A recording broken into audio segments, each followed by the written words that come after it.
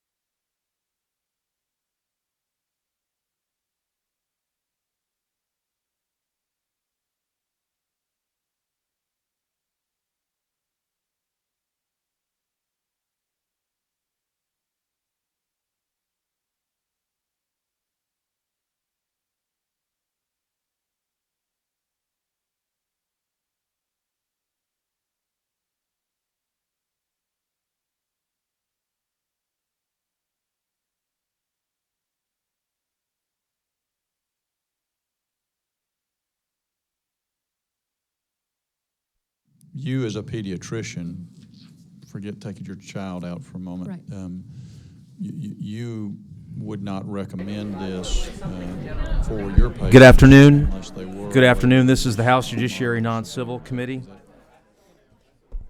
We're here to consider two bills. One is a carryover from last meeting, which is House Bill 213, and then we'll have a hearing only on House Bill 65.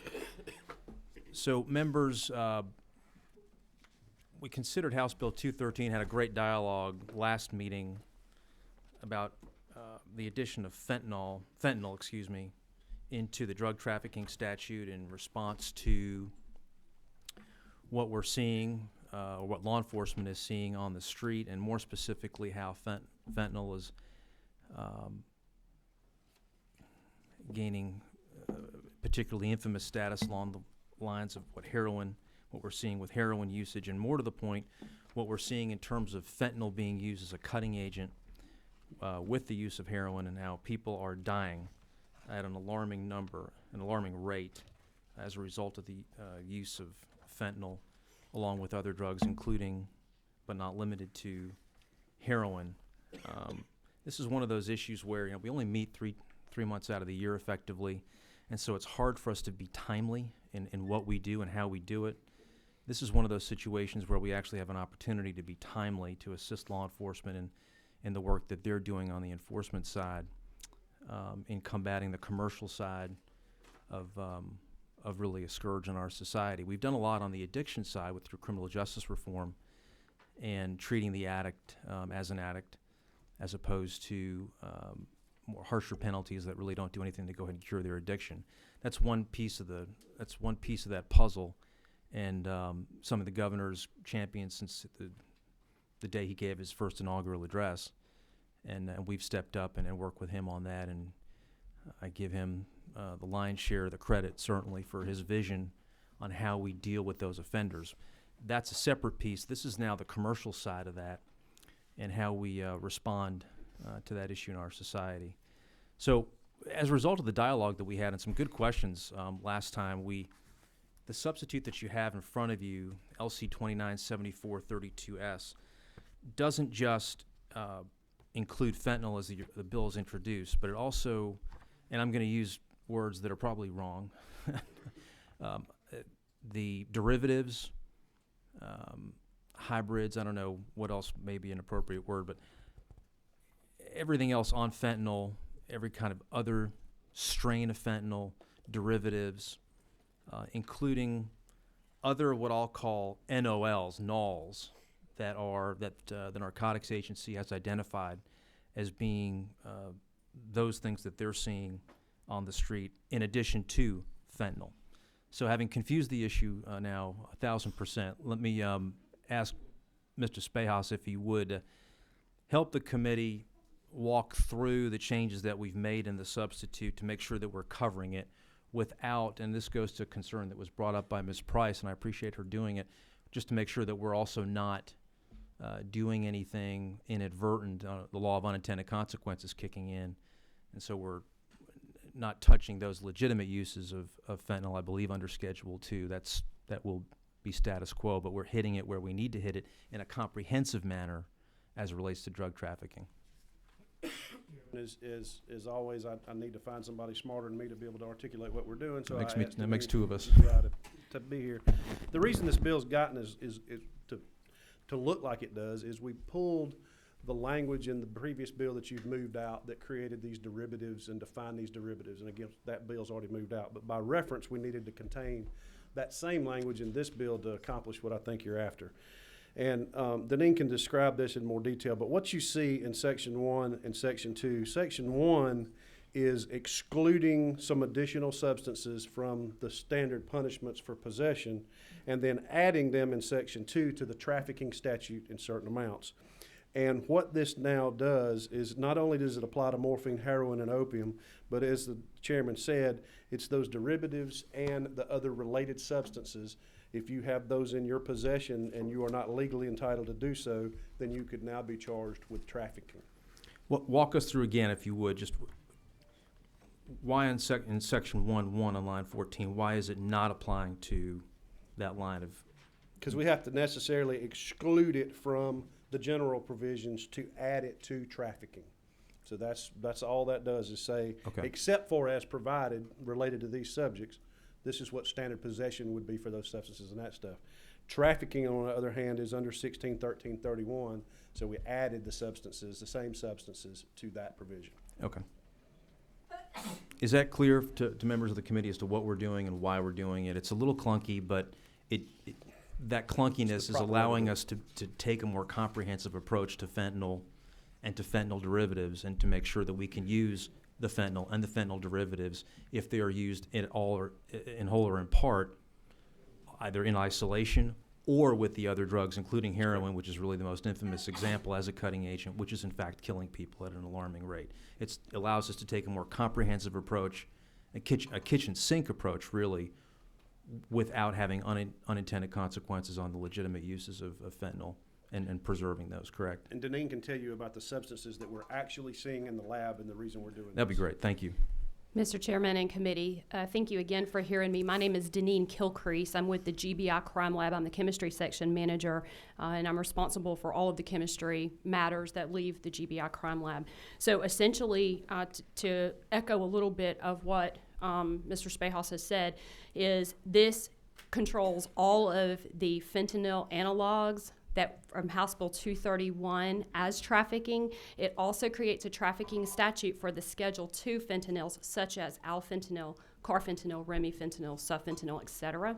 The other thing that it does is it puts U-47-700 and its structural isomer in this trafficking statute as well. So it would all be controlled the same way heroin is, so 4, 14, and 28 grams. So this is a very encompassing bill and captures all of the really strong and potent analogs that we are seeing overdoses from in the crime lab. The substances like the carfentanil, for example, will have just what I'll call the just general fentanyl.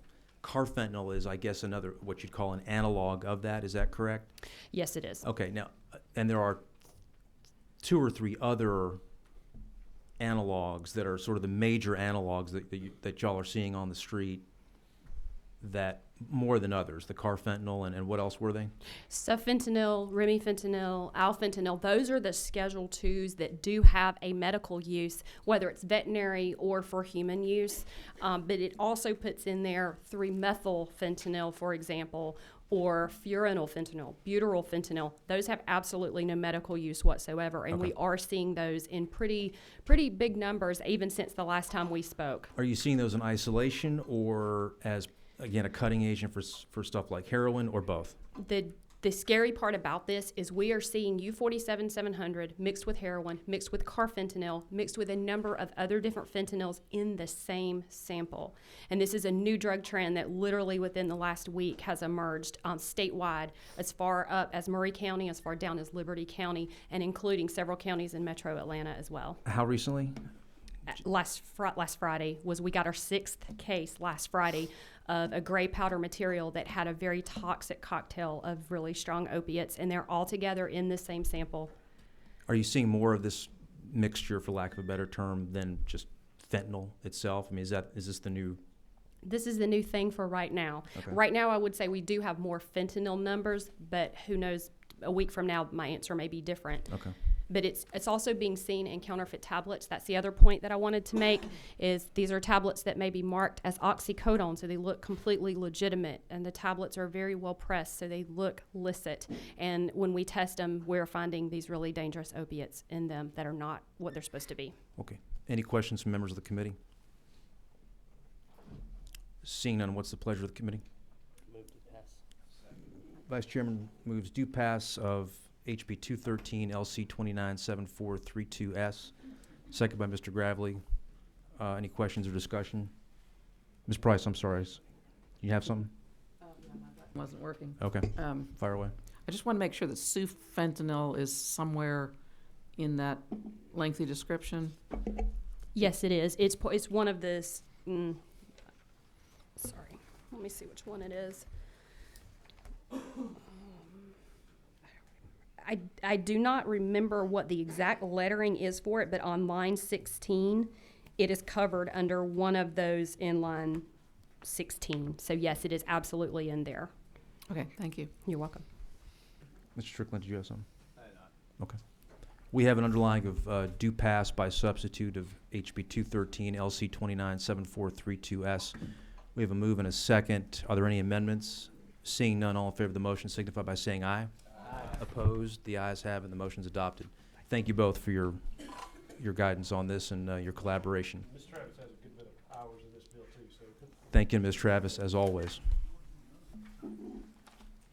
All right, let's get right into House Bill 65. What we're going to do is, this is a hearing. We're going to go ahead and split the time evenly. I've been in touch with the author.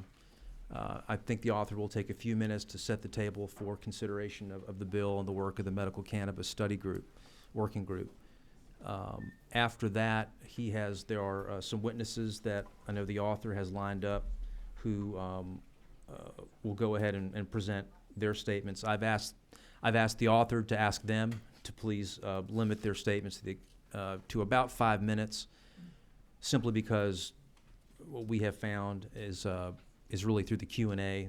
Members really benefit by that. That's not to say that a statement is not helpful. It is. But members have specific questions, probably about specific conditions, where they may not have subject matter expertise, certainly. And that's where I think they will be, members will go ahead and garner the most benefit. After that hour is up, then we'll have the opponent side, and it'll be the same admonition. We have a few people who have been in contact with our office who are ready to go, and we'll ask them to stick to 5 minutes as well, again, to allow for questions. We are going to go ahead and be on a timer. We're not going to cut off somebody mid-sentence, but if you do get up to your 5 minutes, your 5 minute limitation, we will gently prod you to wind up so that we can go ahead and get to members' questions. So with that, let me go ahead and recognize the author, Representative Alan Peake, also the chairman of the Medical Cannabis Working Group, for his comments on his House Bill 65. Thank you, Mr. Chairman, members of the committee. Just so we all know, this is what we're talking about, medical cannabis oil. This is what we're dealing with today. And I thought it might be best to start off real quick, and I'm going to go through this very quickly, to talk about what this bill does not do first. That might be the best thing. It does not allow growing or cultivation of marijuana in Georgia. It does not change the THC limit of 5% that this body voted on 2 years ago. It does not allow for the smoking of marijuana for medicinal purposes. It is still only dealing with medical cannabis oil. And it builds on a law that was crafted actually by this committee. Many of you who were on that committee 2 years ago, and with significant input from Chairman Golick, the substance of HB1, Haley's Hope Act, was formed in this committee. And it set up the low THC oil registry with the Department of Public Health.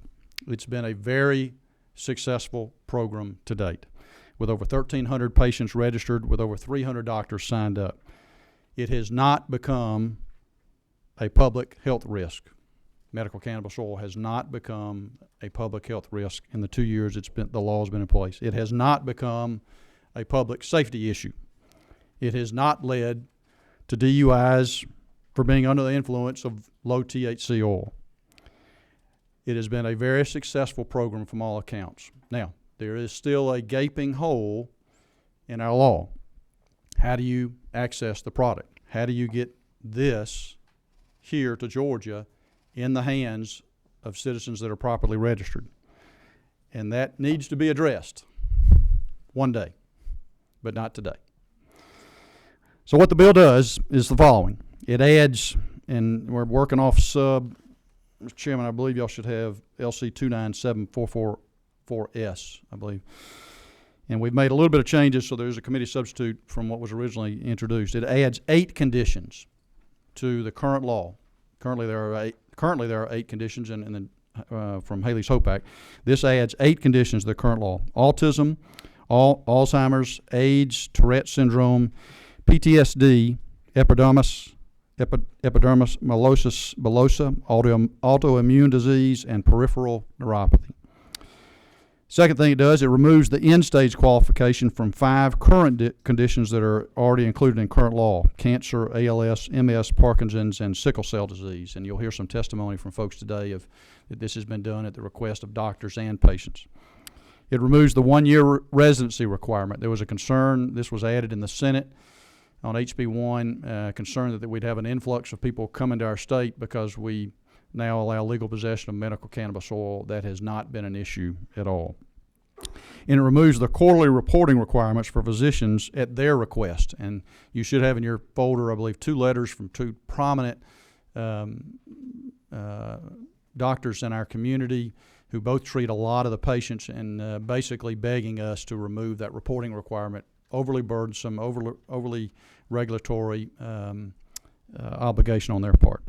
The Medical Cannabis Working Group has met and made the following recommendations that have been implemented in the bill. And there were three items. One is reciprocity with other states that have medical cannabis programs for possession of what is allowed under Georgia law. So someone, let's say, someone with a special needs child has a medical cannabis card in another state. They want to come visit their grandparents here in Georgia.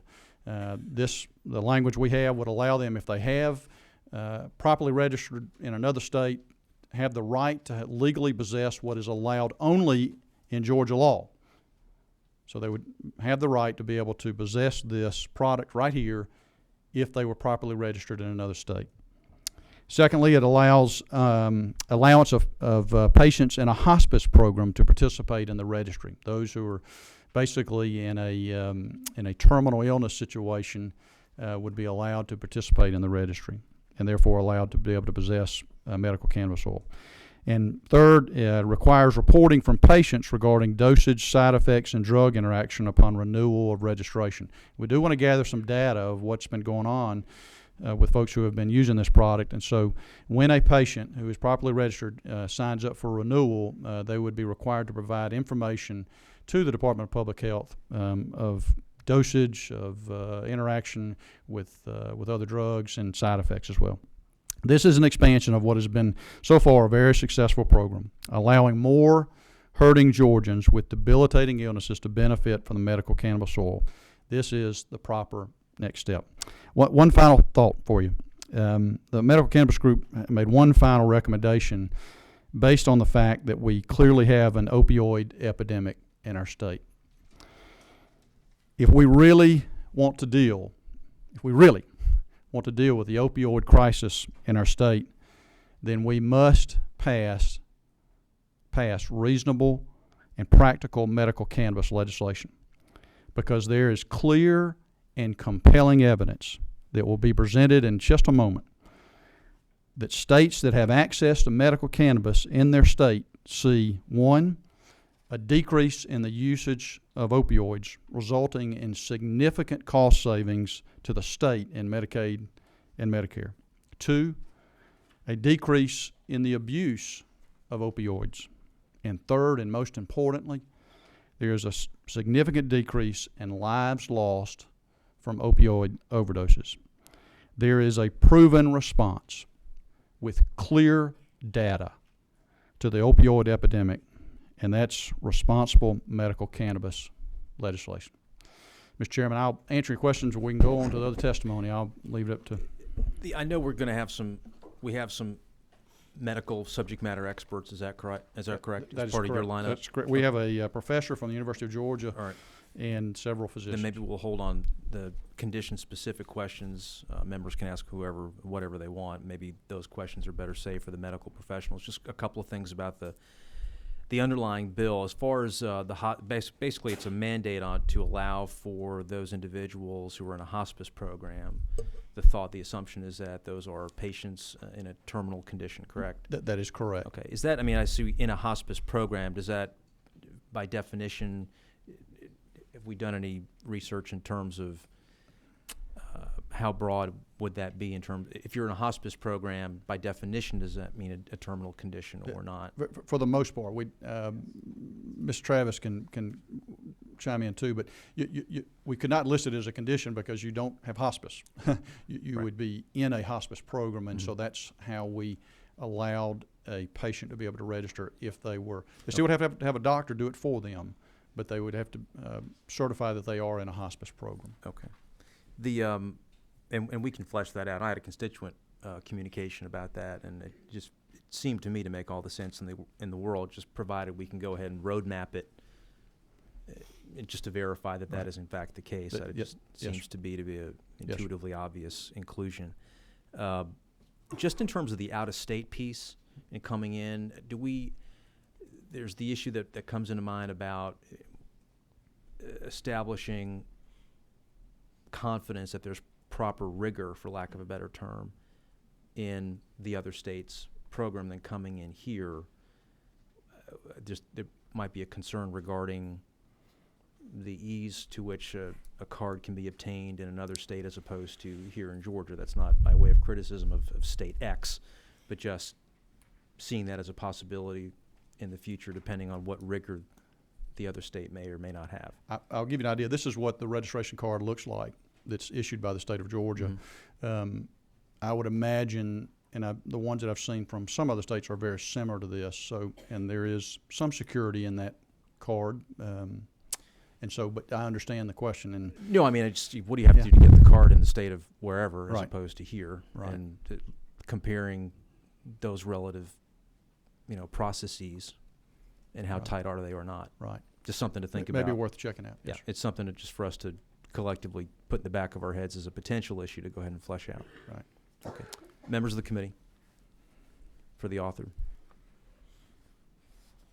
Seeing none, I'll just turn it over to you, to whoever Okay. you want to call on first. Mr. Chairman, in your we had testimony in the medical cannabis working group from a pediatrician in Augusta that was really compelling regarding autism. Mhm. She could not attend today, and so, but we had about a minute and a half clip of her testimony. If, with your permission, we'd like to share that. Have you got it? Yes, sir. I believe Brent, if he's here.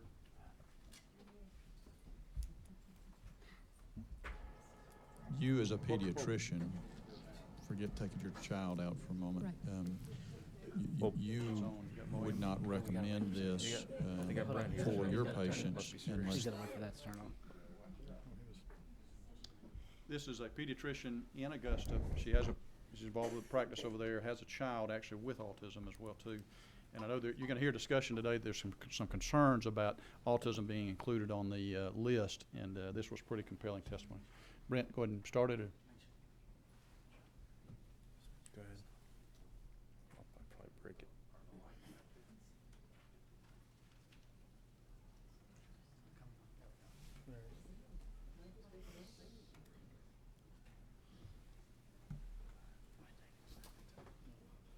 Can you come over?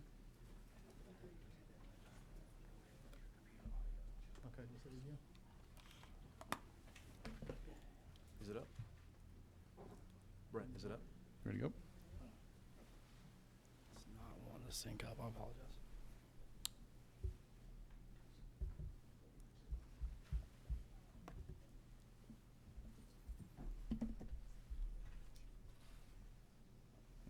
You got volume on there? Make sure your computer audio's on. you as a pediatrician, forget taking your child out for a moment. Right. You would not recommend this for your patients unless they were at a level that was either moderate or severe. Is that, am I hearing you correct?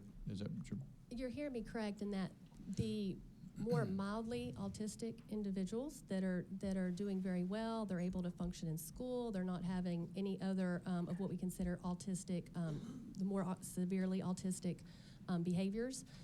Yeah, they would want to do ABA therapy. They would want to do other things because you never start with medicine, right? You start with therapy, you start with integration, you start with these things. The children who need the medical cannabis, they've already done that.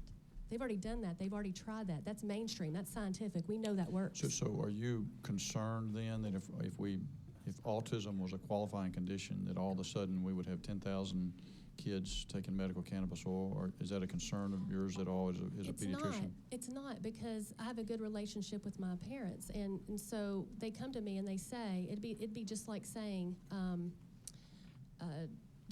this is just an out there comparison, but like I go back to like pain medicines. Well, Dr. Ward, I just really want to, calm him down, or say Valium. I just really want to calm him down. Can you prescribe like 100 milligrams of Valium today for him? No, I can't do that because I don't think it's in his best interest, right? But I will prescribe Valium for kids who are trying to get a procedure done who have severe autism that can't happen for. So as a physician, that doesn't bother me at all. And they're going to come to me and they're going to say, what do you think about this? That's my role as a physician, to tell them what I think. Does that help? Yep. Any other questions for the committee? Just thank you for your testimony today. Let me just be very clear.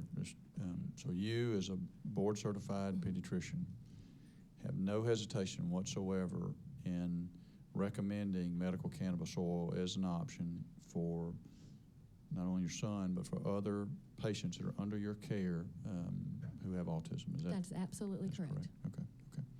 Thank you very much. I appreciate you being here. Thank you for making the time being here in Augusta. Mr. Chairman, just what we wanted to emphasize was here we had a respected pediatrician who was providing while there are some concerns, and you're going to hear him today about including autism on the list, here's one pediatrician, very well respected, whose son actually has autism, and who is providing that as an option for them. Just thought it'd be worth the committee hearing that. Thank you. Mr. Sessler? No?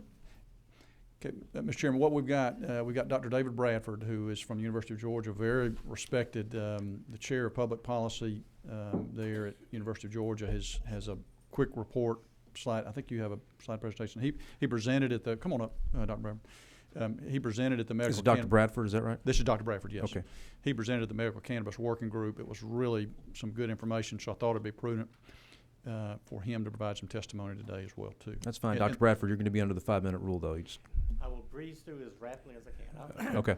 I'll skip over some of the slides that would normally be on it. So if I go through things quickly, that's in order to meet the rule. Is the presentation loaded? Do we know? We just want to leave enough time for Q&A after. Sure. It's on the bottom.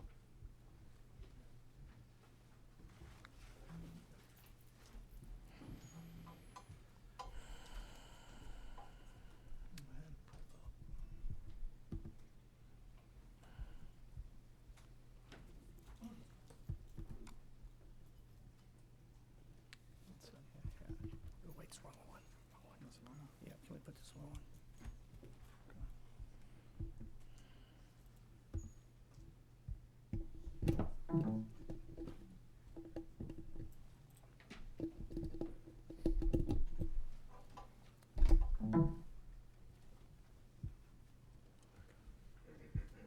You've already gone through 2 minutes of your 5, Dr. Bradford. Just kidding. Just kidding. Well, as you'll find out, after many long years of expecting too much, I can talk very quickly. So, thank you very much for the opportunity to come and present to you today. As I said, I'm going to talk to you about three strands of work that I and my co-author Ashley and also some other colleagues at the University of Georgia have done. So I'm going to breeze through some of these quickly because there are a couple of maps that I definitely want you guys to see when we get to the opiate death problem. So And Dr. Bradford, Yeah. you can go ahead and submit this to copies to members of the committee electronically or otherwise. So great. if there's something you just can't get through just for purposes of time, we can still receive it. It's not an all or nothing proposition. No problem. So Okay, thank you. I'm going to assume that, and so I'm going to skip over the things that I think you guys can just look at. So I did want to bring a couple of things in without getting into too much preliminary about the background. You guys should know, obviously, will know about the background of medical cannabis. One of the things that I do want to point out that in the Controlled Substances Act, as administered by the DEA, currently it's under Schedule 1, as you know, which restricts its access nearly completely, along with heroin, LSD, and a variety of others. And one of the primary reasons for that is that there's not a currently accepted medical use, according to the DEA definitions, for medical cannabis. Nonetheless, we've had 28 states and the District of Columbia who've approved various forms of medical cannabis. These states in green that you see at the bottom are whole plant cannabis. Georgia in 2015, as you were yourselves intimately part of, approved CBD oil, which is another 12 or 14 states have that in place. I did want to draw your attention, though, to some very recent developments. In the middle of January, the National Academies of Sciences, Engineering, and Medicine issued a report that's an authoritative report on the state of knowledge about cannabis with regard to medical treatments.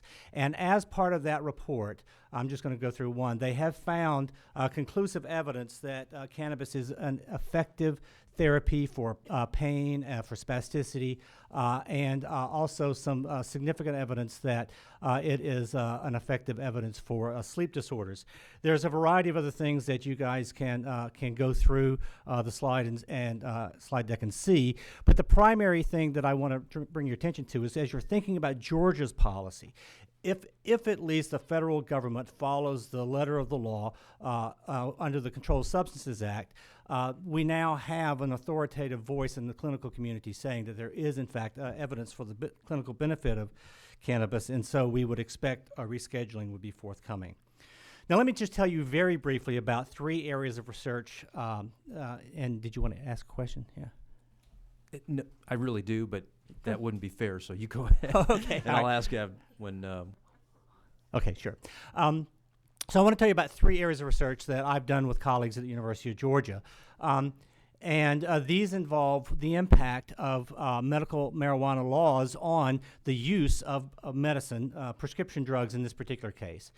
So one of the things that researchers have yet to really ask, and our work is actually some of the first in the country to do this, is to what degree do people appear to treat cannabis as if it's medicine? That is, when you make it available to patients to use as medicine, do they change the use of other medications, and particularly opiates, as we'll come back to in the end? And so my co-author Ashley and I had a paper published this past summer in the journal Health Affairs, where we took a look at all Medicare Part D prescribing. That's the prescription drug benefit for elderly Americans, and asked what happens to the use of prescription drugs when states turn on medical marijuana laws. We looked at data from 2010. For this paper to 2014, I'm going to show you some results through 2014 today. And ultimately, just to jump to the end, what we found, you can't really see it very easily here, is that there are very large reductions in the use of prescription drugs in those clinical areas where cannabis is thought to be an effective treatment. You don't see that in areas where cannabis isn't thought to be an effective treatment. And we see something, if for states that have dispensary-based mechanisms, we see something like 2,300 fewer daily doses of pain medications written per doctor per year in those states, and a substantial portion of these are opiates, which I'll come back to very quickly in just a minute. Ultimately, if we think about what impact that means, is that nationally, in 2014, if all states had turned on a medical cannabis law, we would have seen over $1 billion reduction in spending under Medicare Part D. That's about a 1% reduction in Part D spending, the largest portion of which are from pain medications, suggesting that people are using cannabis as medicine, and also suggesting that there's significant cost savings. We redid the analysis, and this is actually in its final stages of approval, also at Health Affairs at the moment, looking at Medicaid, which is the state program for low-income people, and we found exactly the same results. I wanted to bring you to the end point of that which is that nationally we'd save about $1 billion in fee-for-service Medicaid. For Georgia, what that meant, it would be about a $13 million per year savings in 2014 if we'd had a cannabis law. And if you take into account that most of our spending on Medicaid is managed care, actually that would be upwards of $36 million if we extrapolated it to the total program. Now, the one thing that I also want to make sure that I touch on is the impact of medical cannabis on opiate deaths.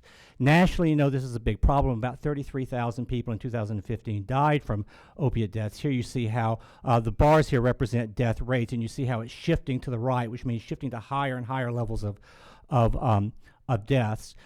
Nationally, now it's about 2 747s per week.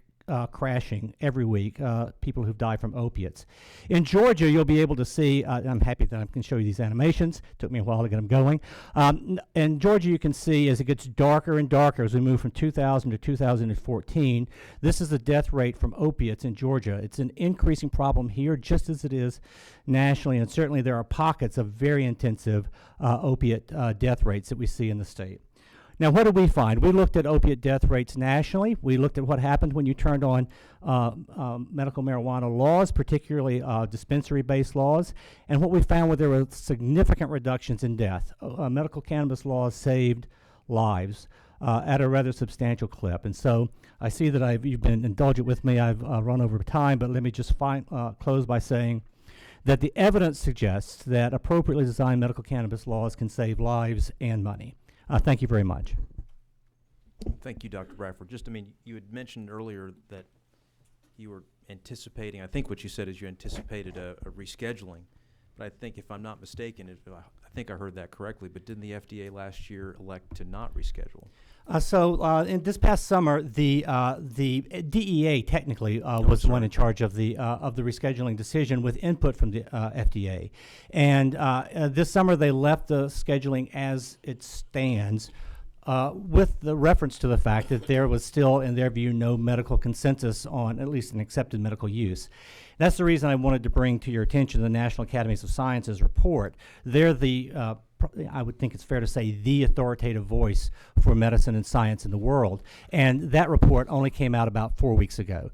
So the DEA did not have the benefit of those conclusions when they made their decision this summer. And there are a number of bills before the National Congress that would, in fact, reschedule marijuana on the basis of this.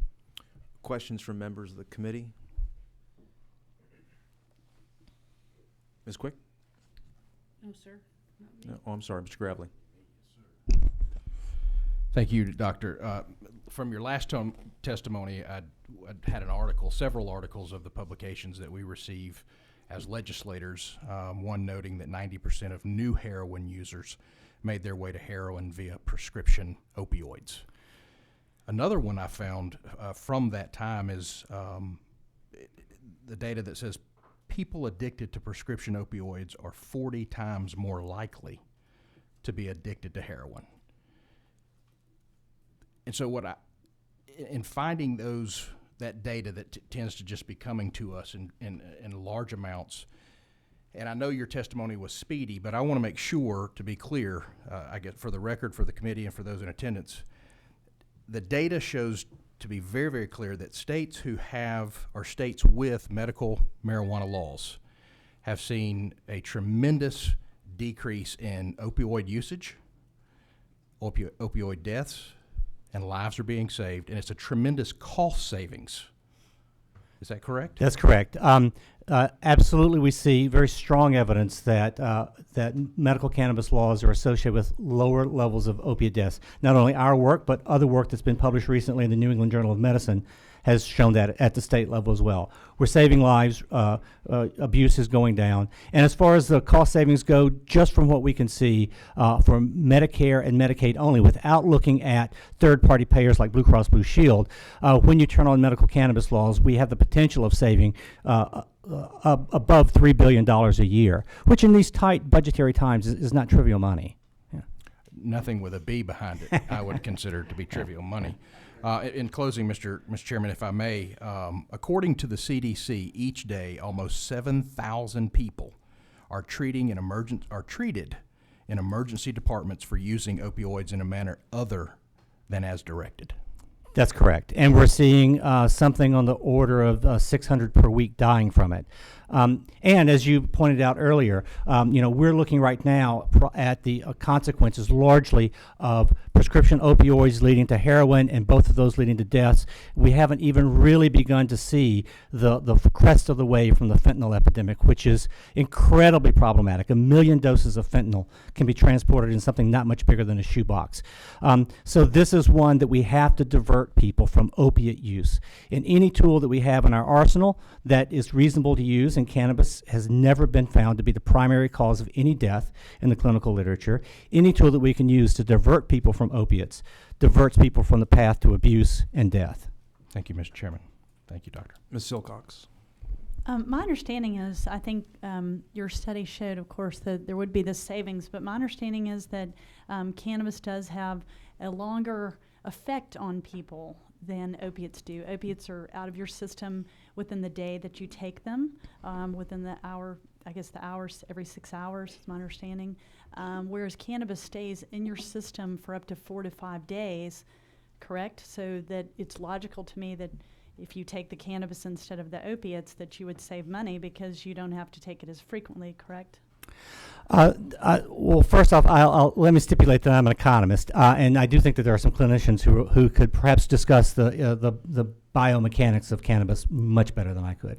It's true that it stays in your system longer. I will say that some work that I have done to look at the costs suggests that if you were just at paying completely out of pocket, that the cost based on clinical trials to treat chronic pain, moderate chronic pain with cannabis would be something in the order of $6 to $7 per day, whereas the cost of oxycodone is something in the order of $9 per day, at least using Medicare prices. So it's very cost-effective intervention for sure. I can say that as an economist, at least. Yeah. That's all the questions I have right now. Mr. Setzler. Thank you, Mr. Chairman. Dr. Bradford, thanks for being here today. Isn't it true, as I was listening to your presentation about you're looking at the kind of the expansion, proliferation of medical cannabis in many cases, you showed the states, we're talking about whole plant, we're able to smoke it and use other means to consume it as opposed to just the low THC oil we're talking about. Isn't it true that the states where you're seeing opioid use go down are the states where you've got a much more robust or much more permissible cannabis law? I mean, people are not, isn't it true, supplanting opioids for low THC oil? That's an excellent question. The research that we did were classifying states based on mostly whole plant cannabis. Now, I will say there are some variations. Of course, state policy analysis is complicated. New York, for example, does not permit smoking, though it does permit other means of delivery for whole plant cannabis. There is not as much work that has been done looking at low THC cannabis oil, just because that's a relatively recent phenomenon, as you saw on that slide. If you'd like to, if you went back and took a look at it, most of the states that have turned that on have done so fairly recently, 2014 and on. And sadly, our data just takes a lag from when we can get it. So we don't know the effect of that yet. I appreciate that. And Mr. Chairman, I asked the question to members of the committee. I mean, I don't think anyone would dispute that when marijuana becomes legal to be used as a drug of choice for people, there's going to be less use or abuse of opioids. I don't think anyone would dispute that. The question is, in the four corners of this bill, we're talking about low THC oil. Mm-hmm. And is low THC oil a substitute for opioids that's going to affect opioid use? And that's really the question for this committee. And I think they're dramatically different issues. And I say that, Mr. Chairman, and I say that to Dr. Bradford, and I do have one more question for you. I think there's a real issue, and I've seen it across the board, to kind of use the opioid epidemic as a sort of a cause celeb to build support around medical cannabis or the legalization thereof. But there's a complete disconnect of low THC oil and seeing reduction in opioid abuse. There's just no connection there. That when it's able to supplant opioids as a drug of choice, then you got stats that support that. But the four corners of this bill do nothing to do that, Mr. Chairman. And I wanted to be clear about that. I think we're going to hear a lot more people in this discussion talk about opioid abuse is so bad, let's join on to this bill to solve the opioid epidemic. But that little bottle of low THC oil does nothing to address the opioid issue. It's a very different question in states where the quasi-recreational use or the medical proliferation of whole plant THC is being used. That's where you start to see the downtick. That's not being contemplated here, Mr. Chairman. I do have one more question, if I could. This bill, we're talking about low THC oil. I don't know if you've got any opinions around the particular conditions here, or do you have any studies that show the specific issue of autism spectrum disorder, PTSD, outpatient use for hospice? Do you have anything to share with the committee on those particular issues that are before us? With respect, I would refer the committee. Actually, I think it's a not as extremely technical read. It's really interesting to get that report from the National Academies of Sciences, because they do cover all of that, and I think they do it extremely well. I will say that there is evidence with regard to PTSD and anxiety disorders. There's a whole spectrum of anxiety disorders with regard to cannabinoids. Now, as an economist, I shouldn't talk about the pharmacokinetics of cannabinoids, THC versus CBD, and I'll leave that to other people. But whole plant cannabinoids, yes, there is evidence. Has your economics shown that the Mexican drug cartels, which were formerly a really very, very substantial supplier of marijuana to this country before it started to become legalized by the states, could you speak to how the Mexican drug cartels who used to make their living on marijuana have now shifted to opioids? Because we've taken marijuana, we're growing it in this country, so they've just decided, you know what, let's use opioids as our revenue source. Has your studies demonstrated the irrefutable evidence that's happening now? Well, irrefutable is a hard phrase for me as an economist to embrace. I will say that I think your broad characterization that as states have approved medical cannabis, that has removed one aspect of cannabis consumption from the black market to the regular market, and it's become a very large market in many states who've done that. That has, as an economist, I would say, had implications for the profitability of illegal drug cartels, whatever their origins. Other things like the ability to synthesize illegally, or at least get your hands on active pharmaceutical ingredient, perhaps India or Chinese plants, of fentanyl is perhaps even more problematic, because again, that can be transported with very low cost. Just so much can be fit into a small space. It's orders of magnitude cheaper to transport than marijuana, many orders of magnitude cheaper, and orders of magnitude cheaper to do that than heroin. So I do think that the dynamics of the illegal drug trade are very much in flux, to the extent that we take marijuana, and again, I'm speaking only of medical cannabis. I have not done research on recreational. To the extent you take marijuana out of their hands, you remove a profit center from them. Thank you, Dr. Bradford. All right, I thank you. appreciate your appearance here today. And members, Dr. Bradford's presentation is in your member file. They've got it in the file. I mean, it's physically right here. I didn't realize it until I saw it. Mr. Peak, whoever you want to have next? Okay. Okay. Yeah. Mr. Chairman, committee members, thank you for allowing me to speak. My name is Dr. Ben Thrower. I am the medical director of the Andrew C. Carlos MS Institute at Shepherd Center here in Atlanta. We currently care for about 3,000 people with multiple sclerosis. And what I'd like to speak about is the current language in the 2015 bill requiring that people with multiple sclerosis in the registry have severe or end-stage multiple sclerosis. And I guess I would give you a bit of background first, just if you're not familiar with MS, it is the leading cause of non-traumatic disability in young American adults.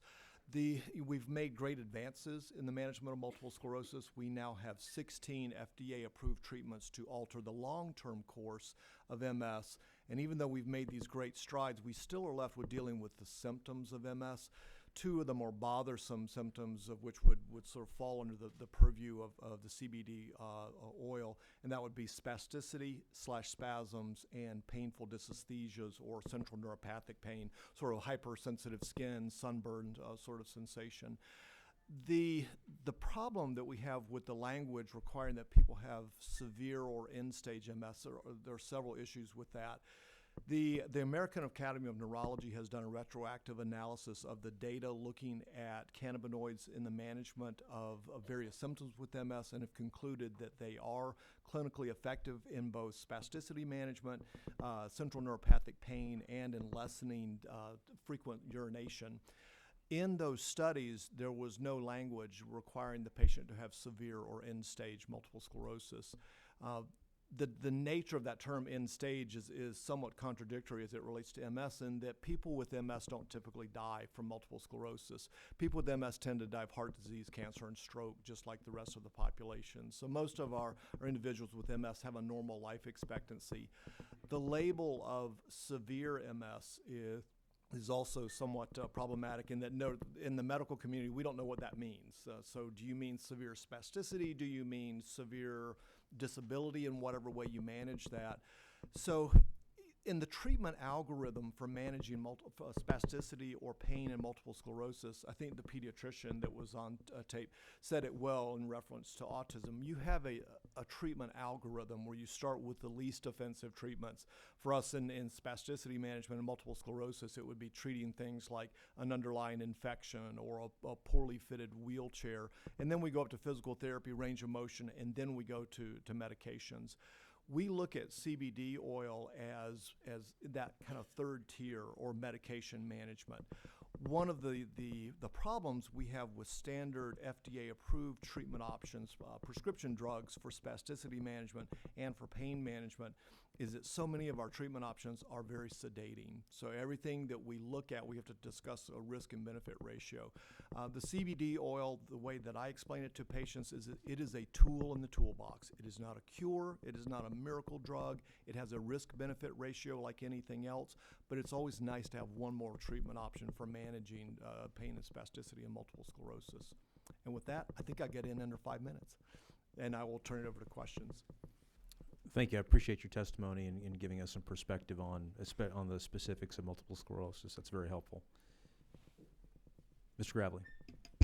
Thank you, Mr. Chairman. To the, if I may address a point, or at least the questioning from Representative Setzler, in talking about the 4 points of this bill being a low a CBD oil, low THC oil-based bill. Although we are not like other states with full plan access, it's my understanding, and maybe some of the folks in the room, maybe that are lined up to testify, I don't know who they are, but can attest that before treating with low THC cannabis oil or even CBD only oil, the only option they had was to treat with opioid-based medication. Sometimes maybe even 4 or 5 different prescriptions on children as young as 2, 3, 4 years old, adult dosages or adult titrations.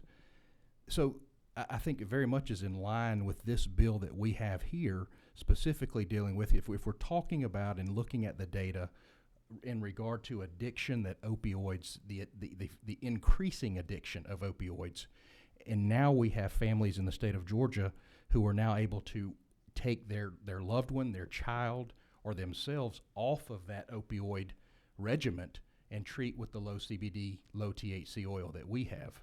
So I think that would very much address, if I'm not incorrect on that.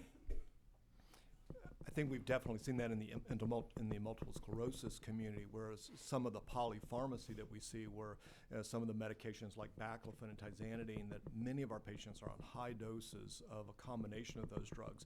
Both of those drugs, while they're not addictive and they're not opioids, they're very sedating for people. And one of our goals at Shepherd Center or at any MS center in the state of Georgia is to keep people fully functional, keep them in the workplace. It's hard to work, an 8-hour day if you're nodding off at your desk due to the side effects of some of our other medications.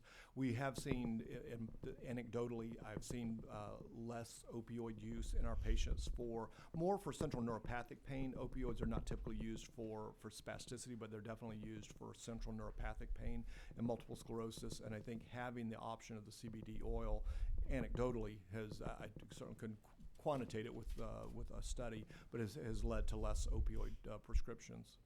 And very quickly follow up, Mr. Chairman, that would, I think you answered my follow-up question was what has been the experience with your patients? And I think you just let us know that. Just to finish up, when we talk about CBD oil to our patients, I also relate to them that my experience has been we usually see one of two outcomes. Patients are generally happy with it. They have some degree of symptom control. I have honestly not seen significant side effects. I've not seen sedation. The only side effect I've consistently heard from some people is just the taste is not great.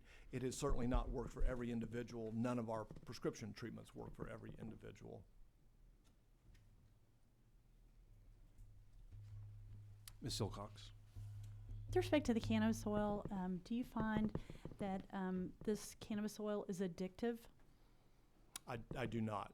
So if you look at the Academy of Neurology's position paper, they looked at both the risks and the benefits, and there was not seen, with the CBD oil, there was not seen to be any addictive potential. I would say that anecdotally, if my experience has been, if I had an individual who maybe was using whole plant product recreationally and we move them over to a CBD oil product, they will tell you the experience is very, very different, and they're not using CBD oil products recreationally. They're using it for symptom control. Do we know neurologically any long-term effects of cannabis oil? Are there any long-term studies that have shown whether this affects particularly long-term brain development in children? I can't speak to the childhood development. I know with CBD oil, there have not been any long-term side effects with high usage, and that there was a study that, and you'd have to go back and look at the specifics of the study, but with high usage of recreational marijuana, these were daily users of recreational marijuana. There was one study that looked at some long-term atrophy of the amygdala, the part of the temporal lobes. It wasn't shown to be associated with any clinical effect, but obviously brain atrophy would not be a good thing. But again, this would be with high usage of recreational amounts of whole plant product. So the cannabis oil, you don't think, in your opinion, is addictive, and you don't have the problems with brain atrophy? Correct. No and no. Thank you. I mean, as a practical matter, in order for something to become addictive, especially cannabis, I mean, the oil, wouldn't the amount ingested have to get to a certain level in order for that process to occur? And as a practical matter, from what I think I know about the oil, that would make someone convulsively ill, won't it? I think that in general that's true, and the other pharmacologic effect, when you look at drugs that tend to have high addictive potential, whether they're recreational or prescription drugs, they tend to be drugs that cross the blood-brain barrier very, very quickly and get out very quickly. So if you look at methamphetamine, crack cocaine, these all get in and get out. When you look at CBD oil, because it's ingested, that's not to say that something ingested like OxyContin could be addictive, obviously, but CBD oil tends to cross the blood-brain barrier fairly slowly. We think of CBD oil and spasticity management maybe as more of a maintenance therapy than an acute management therapy. If someone were having a horrible spasm right now and we gave them CBD oil, we probably wouldn't see an effect in terms of relaxing that for about an hour. Thank you. I see. Did you? But you're saying Which microphone? would see an effect. We would see an effect, correct. We have no further questions. Thank you. Thank you for taking the time to be here today. Thank you. We appreciate it. It was very helpful. You can't help yourself. Mr. Peak.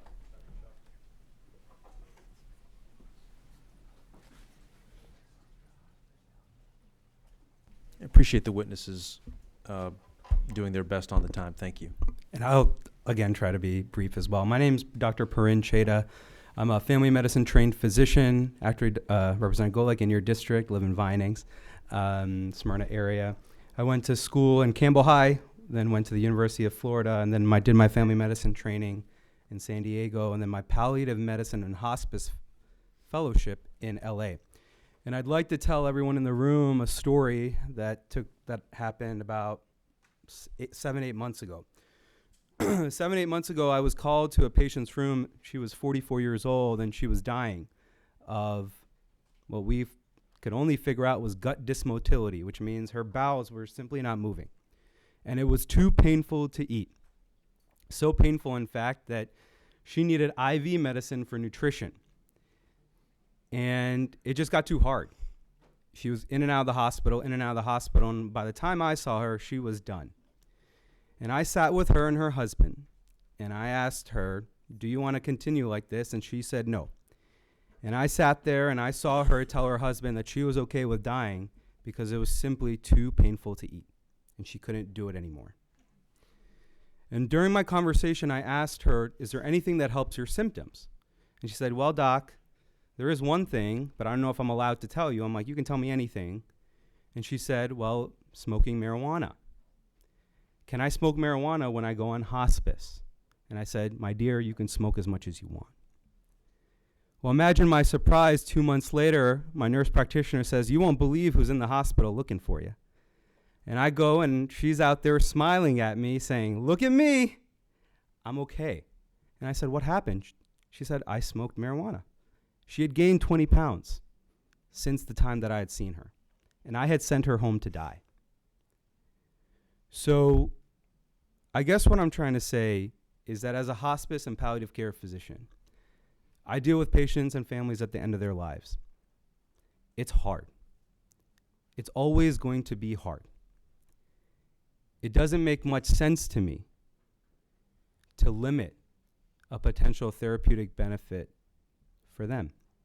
Because what if they want to spend some more quality time with their family, but they want their pain controlled?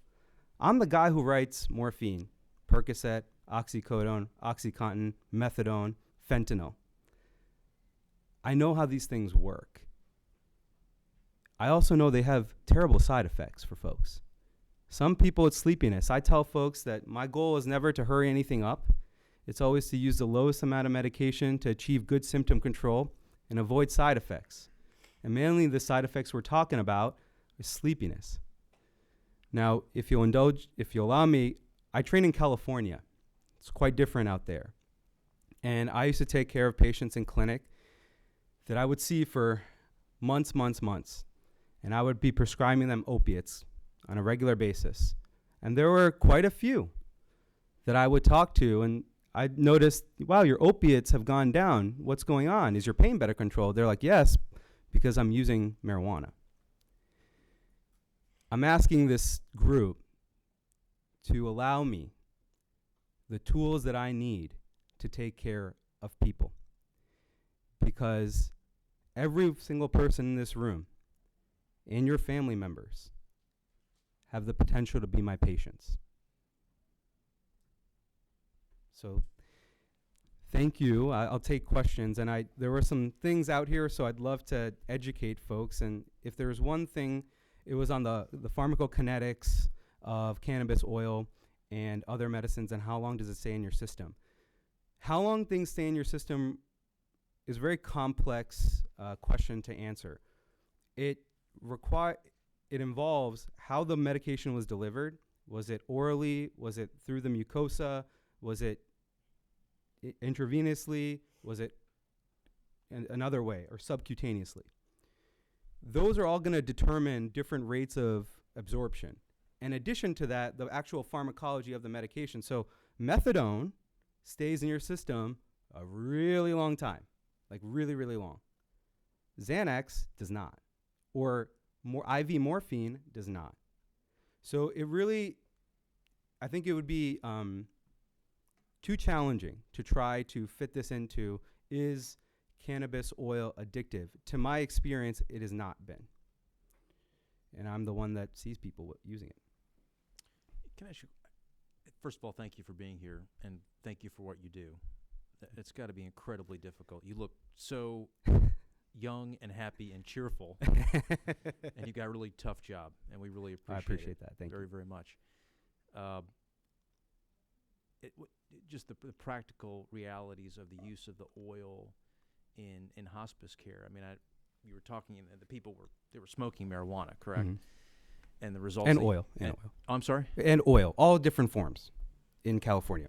Oh, okay. Wax, oil, So, I mean, smoking, I guess with the oil that, under the contemplation and the protocol that we have set up in current law, would the oil have, and under the category that some relief is better than nothing, certainly, and just thinking in terms of that those in hospice care, I think they're the it's- first that you would think of that, could benefit, but as a practical matter, as a practitioner, would they benefit from the oil that? Yes, as it's we just have it it's just a set out matter of here? figuring out how to use it, honestly, and it's not difficult. I mean, we do medication management. That's what we're trained to do. Mhm. So, that's not a concern of mine. Okay. And to the other point, there was another point about the hospice part. To be considered a hospice patient, a physician like me has to certify that you have 6 months or less to live. That's a federal guideline. And it works right now because not everyone is a hospice patient. I get consulted on people and they ask me, well, we want to send them to hospice. And I say, I'm sorry, I'm just not seeing it. And so therefore it's on each individual physician who certifies if folks have 6 months left to live. And then each individual hospice company has to go review that every 3 months. And so there is a large review process when it comes to, are these patients appropriate for hospice? And if they are, well, it doesn't make much sense to me to limit what they can use. Mr. Gravely. Thank you, Doctor. Mhm. I would like to record reflect Campbell High School continues to create wonderful students. As a Go Spartans, in your medical opinion, if you had a patient that was diagnosed with one of the diagnoses here on the list that we currently have, and you knew there was a medication out there that could help that patient, in your medical opinion, do you believe it would be the right thing or the wrong thing to withhold that until severe or end stage, if you knew before they got to that point the medication could help them? Not to me, not to my ethics. When we take an oath. We take an oath first as do no harm, but we take an oath to help people. And it doesn't make sense to me because there's a lot of things that help people, and not everything works for everyone. I'm not saying cannabis is a panacea, but if it helped one person, because you don't know what it's like to live with a condition unless you're that person. And I appreciate the comments from our other physician here about MS. It is ridiculously challenging at times.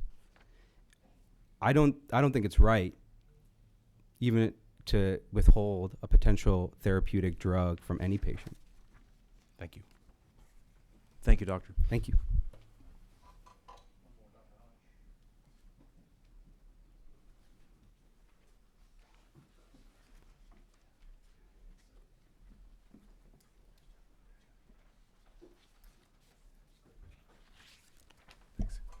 Good afternoon, Chairman and Committee. My name is Dr. Rashawn Hodge. I'm also a hospice palliative care physician, family medicine trained. Doctor, lift up the microphones. You have to bend over. There you go. There you go. All the modern conveniences.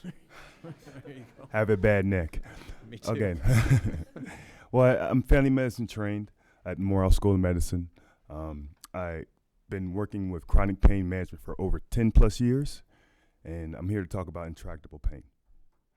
So how chronic pain doctors, palliative care doctors describe chronic pain is pain that is lasting for 6 months, and you have been on opiate therapy for about 6 months. We have patients in our clinic are mandated to have an MRI every year, and they must be a Georgia resident. Now, I'm one of the docs as well that, prescribe opiates because these patients are at the tail end. They have failed surgeries, failed laminectomies.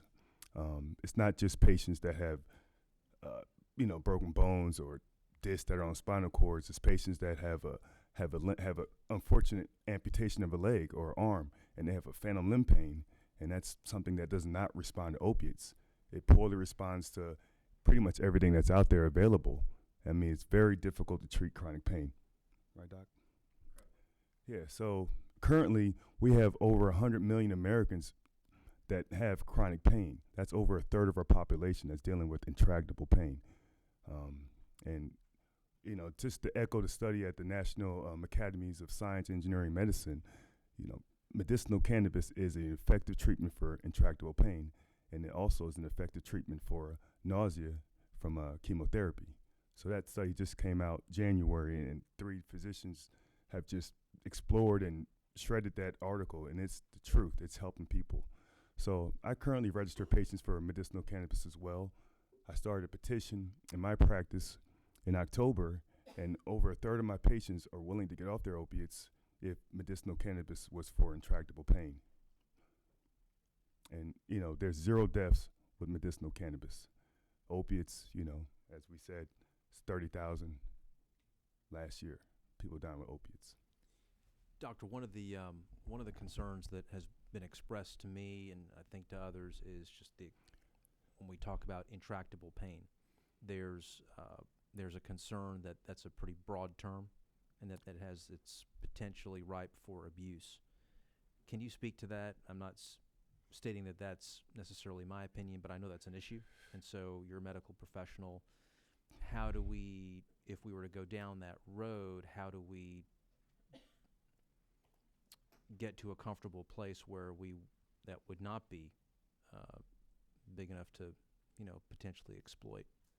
We can, in practical terms, follow the parameters set by the Medical Board of Georgia. That their definition of chronic pain is which chronic pain doctors have to apply every 2 years to the Medical Board of Georgia. So we can identify patients which are given to us by pediatricians, neurologists, immunologists. These are patients that unfortunately none of the conventional treatments or therapies have not helped them for a period of 6 months. So we all know opiates cause physical dependence. Cannabis does not cause physical dependence. That doesn't mean physical dependence and addiction are totally different.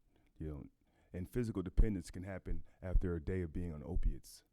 So, question, I'm sorry. Mr. Strickland. Thank you, Mr. Chairman. Doctor, as far as with chronic pain and your clients, what level of THC would you need to address that? We're looking at low THC oil with current law. Is that what you could give to your clients to address chronic pain, or are you talking about something higher? Well, we had to start with our law, but eventually, different methods of delivery, vaporization, ingesting it, suppositories, because a lot of patients, with chronic pain, they might have a issue that they have dysphagia, they have difficulty swallowing. So that patient has difficulty swallowing, or at the end of life, you might be obtunded, you might be, your level of consciousness is not, you have to be pretty alert to swallow. You got to protect your airway, but that's not always the case for patients that with severe autism or chronic pain or injury, or physical debility where they can't really swallow. They might be on feeding tubes where they need other delivery methods of cannabis, medicinal cannabis, and that could be using their rectum, a suppository. That rectal vein works better than swallowing pills, correct? So different delivery methods will help, and of course, different levels of the THC to CBD ratios are definitely needed to treat intractable pain. And it's not everyone in my clinic is not coming in for opiates. It might be someone. The fastest growing population is baby boomers. Until a couple years ago. Now we all know someone that's gonna in their 60s, that's gonna get a herpes zoster or shingle outbreak. We all heard of shingles. Yeah, a third of people with shingles are going to have post-herpetic neuralgia. It will never go away. I mean, their leg is always going to feel like it's on fire, and those patients don't need opiates. They need medicinal cannabis or something that's non-addicting to treat them, One follow-up question. If we were to add the chronic pain to the conditions under current law that could get the low THC oil as defined under current law, would it actually have an impact on your patients, the current low THC level? It would be an immediate impact because most patients with chronic pain, there's also a myriad of problems. They have depression. These patients miss their life every second of the day. They miss their whole life, So chronic pain causes depression. There's nothing in the future for them. There's no other available treatments. And we all know opiates are being tabled, so there's anxiety. Medicinal cannabis is going to help with some even the low dose will help with muscle spasms. It will elevate their mood, you know. So maybe they'll eat a little more. They gain a little more weight.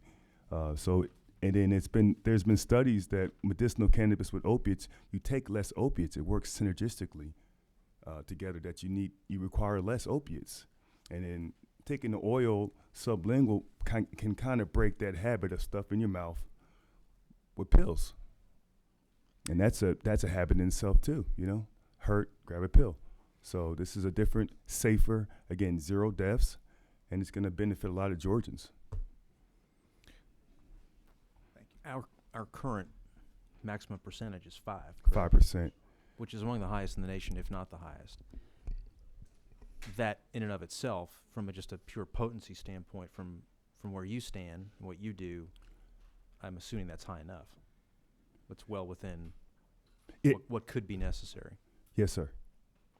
Yes, sir. But to explore higher levels will, you know, in different ratios would be very beneficial as well, because we're fighting just to keep the 5. Yeah, it's chronic pain is very personal. You know, everyone's going to react differently. Depends on, you know, support at home, how many kids you have, what kind of job you have. It's not everyone has the luxury of just twiddling their thumbs when they break a neck, or, you know, people have to get out there and work. It's the #1 cause of disability, and it's chronic pain is bigger than heart disease, diabetes, and cancer. I mean, it costs our country way more money than those 3 combined. Mr. Bodie. Doctor, you may be able to answer this question. Actually, I have 2 questions. I see that we have post-traumatic syndrome on the list. However, when I was looking through the slide notes, and you may be able to answer this question, that it stated that depression is not affected by cannabis oil, but I see post-traumatic syndrome is. Why is that? What is the difference? We're talking about post-traumatic stress disorder, yes, sir. PTSD. Yes, sir. Well, PTSD is a problem, you know, huge problem.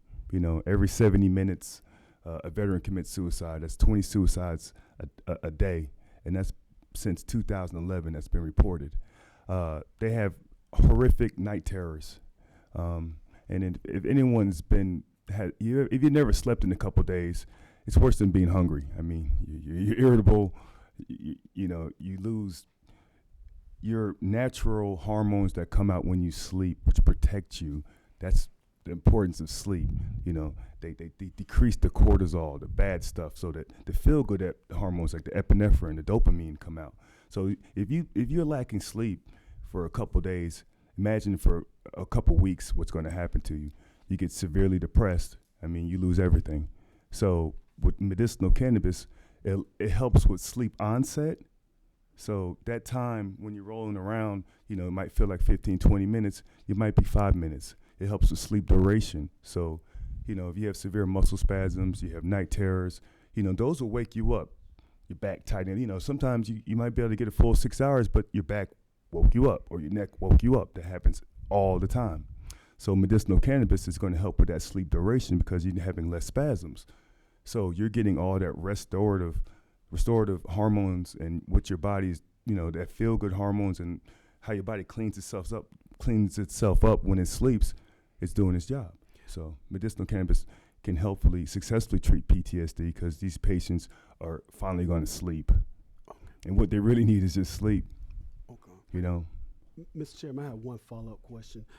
Now, in regards to sickle cell, now does the medical cannabis oil help with the pain associated with sickle cell, or does it help with keeping the cells from sickling? No, the cells are already sickled. Okay. You know, and this is a mutation, you know, in West Africa, which actually kept people alive. You know, where countries in Mediterranean, you know, malaria is killing people, thousands. So people with that mutation survived, and there goes the disease, right? So the cells are already sickled. That's the first part. 2, people with sickle cell, when they get into crises. Now, this crisis is when if a cell is round, they just normally go down the highway, which is your arteries, no problem, no accidents.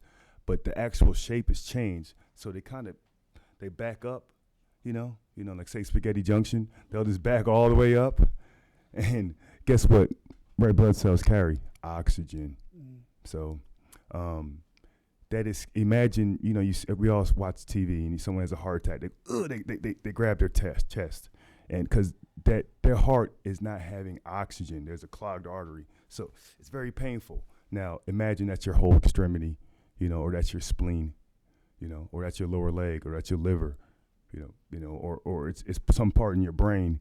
You're going to have a stroke. You have heart attacks. So during that acute pain crisis, medicinal cannabis will help, get people off opiates. Because unfortunately, that's what you have to treat sickle cell crisis is with a lot of opiates.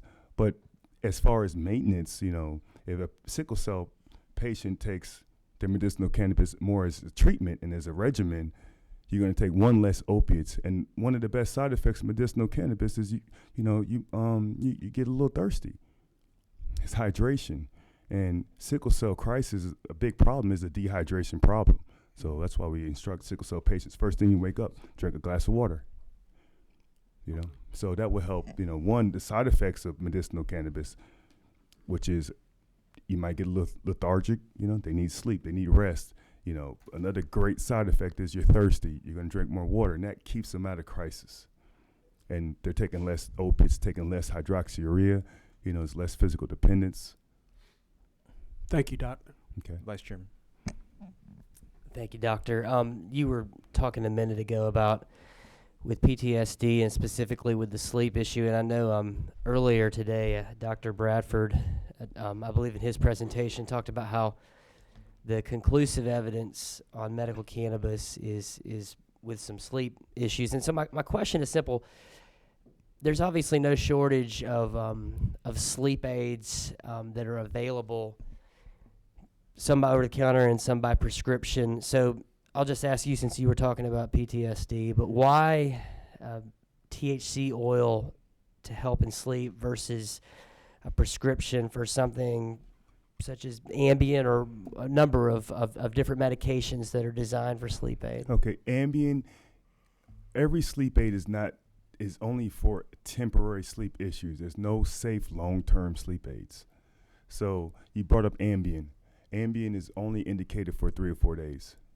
But unfortunately, it's written for a 30 amount every night. That causes severe, that's a benzodiazepine, just in the same class like a Xanax or Ativan. That causes severe addiction.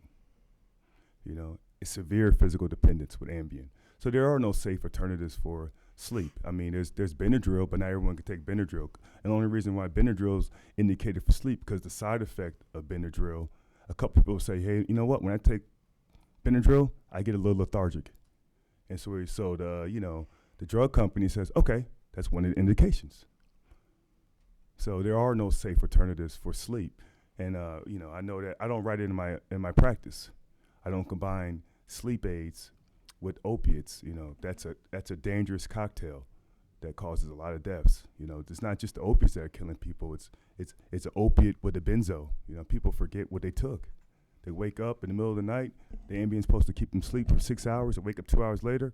Let me take another Ambien. All right. Now those work synergistically in a negative way. Sure. Okay. Thank you. Yeah. Doctor, we need to move on. Thank you very much for your time and testimony today. I appreciate it. Speaker, you wrapped up, right? Okay.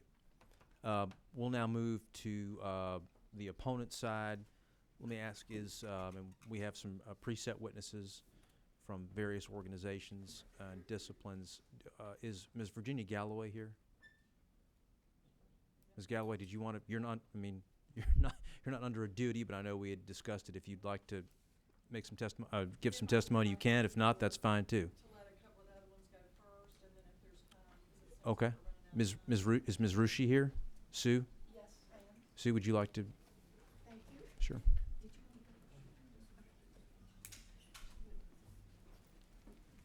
I wasn't expecting that, so No, we're full of surprises. The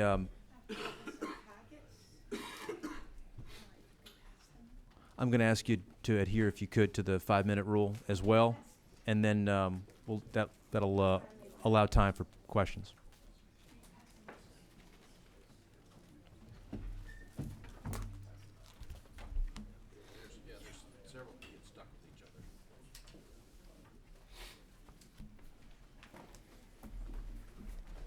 Okay.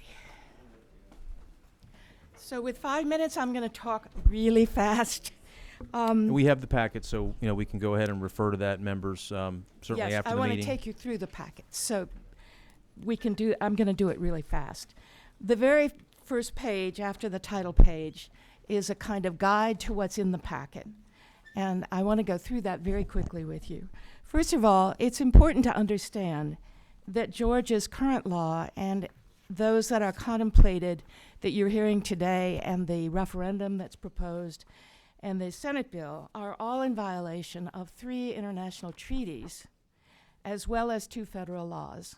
And in this index that I've given you, there are URLs for you to look that up. The very first, the blue, the blue-headed packet is the United Nations Office of International Drug Control, and that explains the 3 treaties and how our laws are violating those treaties. The second packet is the DEA, and behind it the FDA. These are the 2 federal laws that the medical cannabis laws are in violation of. Why is this important? It's been allowed to go on under the Obama administration, but we have a new administration, a much more conservative one, and there's a great deal of concern about whether or not the new administration is going to permit the medical cannabis and the recreational cannabis marijuana laws across the United States to hold when they are in violation not only of these treaties, but also of the 2 federal laws.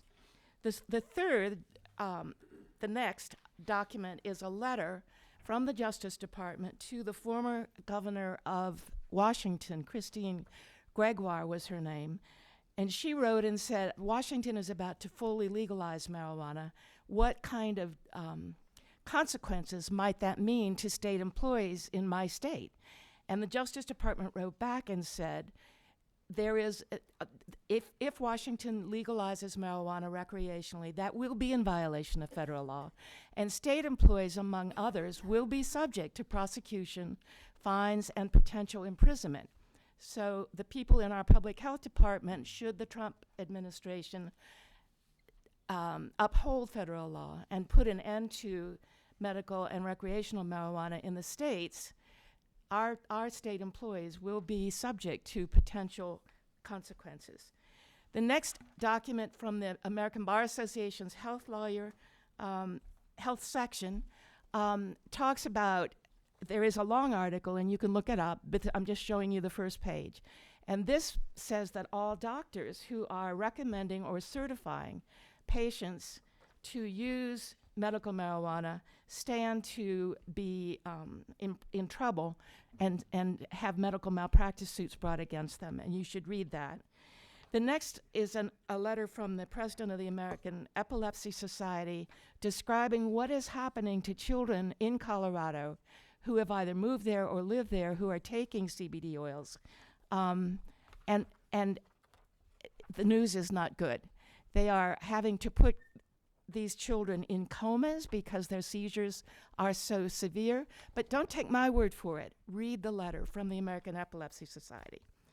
We had a witness earlier tell you about the new National Academies of Sciences new report, where the best scientists in the United States came together and evaluated all of the evidence that's available in research. And as a consequence, it says, and I quote, in adults with chemotherapy-induced nausea and vomiting, oral cannabinoids are effective antiemetics. The next page shows you what oral cannabinoids are. The 3 have been approved by the Food and Drug Administration. That means they've been tested, they are purified, they do not have contaminants, and they are used in medicine, and that's a good thing. There are 2 more, Epidiolex and Sativex, that are coming on board that are getting ready to be approved by FDA. Why is that important? It's important because, now let me go back for 1 second. The National Academy of Sciences says that oral cannabinoids are good for treating nausea and vomiting, not marijuana. Oral cannabinoids have 1 chemical in them, or sometimes 2. Marijuana has more than 500 cannabinoids. 500 chemicals, 100 of those are cannabinoids. We haven't tested them. We don't know what they do to people, etc. The second thing the Academy finds is that in adults with multiple sclerosis-related spasticity, short-term use of oral cannabinoids, not marijuana, oral cannabinoids, is effective in reducing spasticity. And the third is chronic pain. Both oral cannabinoids and cannabis are effective. However, the cannabis that they are talking about is research-grade cannabis grown by the University of Mississippi under a contract from the National Institute on Drug Abuse, and it has been purified. Why is that important? 2 weeks ago, 2 cancer patients in California acquired fungus infections. One of them died, not of cancer, but of the fungal infection. The doctors were so upset by this that they went around and purchased medical marijuana from various dispensaries in California. They purchased 30 samples, and then they had them tested. They expected 20 to 30% of those samples to come back with contaminants. 90% came back contaminated. And that story is the third document that is headed by the Marijuana Report, which is something that National Families publishes every week. And finally, the World Health Organization has also issued a report with scientists from around the world about the impact of marijuana on the brain and body, both from a beneficial perspective and from a negative perspective. The evidence is just not there. The scientists don't have it. You cannot count on medical marijuana in the States to be safe or pure.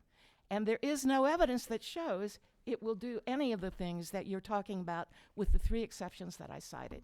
I'll stop. Did I do it in 5 minutes? It was close, but I Thank you. appreciate it very much, and thank you for your testimony and for the information packet. Questions from members of the committee? Mr. Bodie.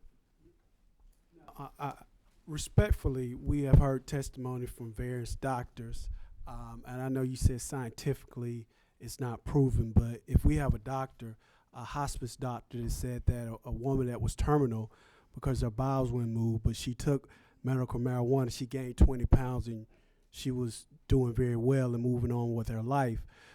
Is it not true that science doesn't have the answer to everything? Sometimes real life can show us that someone can live and be prosperous, and why block that? Why block the opportunity for someone to get a substance that's going to help them and not make them addicted like we know opioids do? Why not give them that opportunity? Okay, a couple of points to bring that up, to address your question. One is that the National Academy of Sciences, and you have their summary, it's 1 page, front and back. I beg you to read it, and I beg you to go in and look at the report. For instance, the gentleman from Georgia said medical cannabis is doing all these things.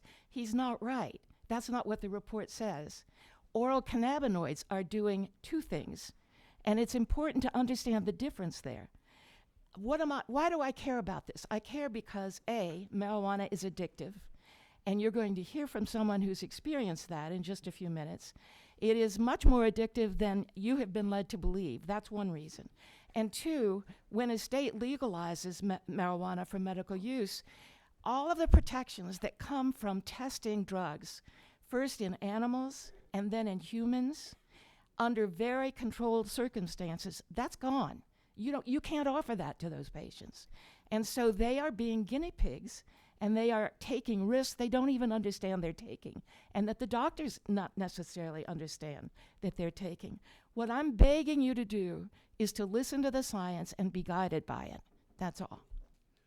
Chairman, I have one follow-up question. Is it not true, you stated that medical cannabis oil has, in some certain situations, cannabinoids. Yes, it was a situation where someone had a fungus or died from the fungus, but it's not true with all medications, especially with chemical medication and traditional pharmaceutical medications, that they do have side effects, and it could be a possibility that the side effects, even with medical cannabis oil, is way lower than traditional pharmaceutical medications. Is that not true? I don't think that we know that because we don't have the evidence. We haven't looked for it.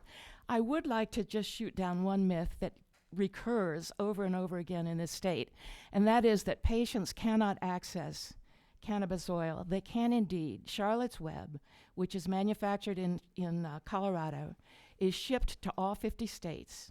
You can go on their website. It's called CW Hemp, and you can access that. I'm sure that's what some of the patients are using now. Again, read the American Epilepsy Society letter and find out what's happening to children who are using that drug. It's not pretty. It's not pretty. What I want is everyone who is suffering to have the very best medications they can get. That's what I want. But science has to be our guide for getting there. And what's happening is we have lots of stories, but we don't hear about the negative side effects, and we don't hear about what's happening, with the exception of this study that's just come out 2 weeks ago in California. And the doctors there are deeply concerned about how contaminated the marijuana is in the dispensaries that people are using for medicine. Sue, I hear what you're saying about mail order, and we've had a lot of conversations about mail order around here. Mhm. But my secondhand understanding is that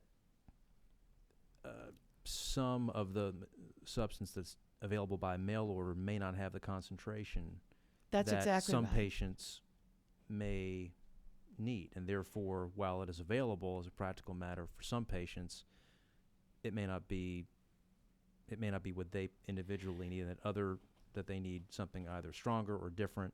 So, I mean, yes, it is available, but it's not. But that particular strain, for lack of a better term, Charlotte's Web, is one type that is just not a fit for everything. It's not a one-size-fit-all type The Food and Drug Administration situation. Sent warning letters to several CBD manufacturers who were selling that by mail order, selling CBD oils. And that's how we found out. They tested the CBD oils. That's how we found out that they did not have very much, if any, CBD in them. They did not send that letter to Charlotte's Web. Mr. Setzler.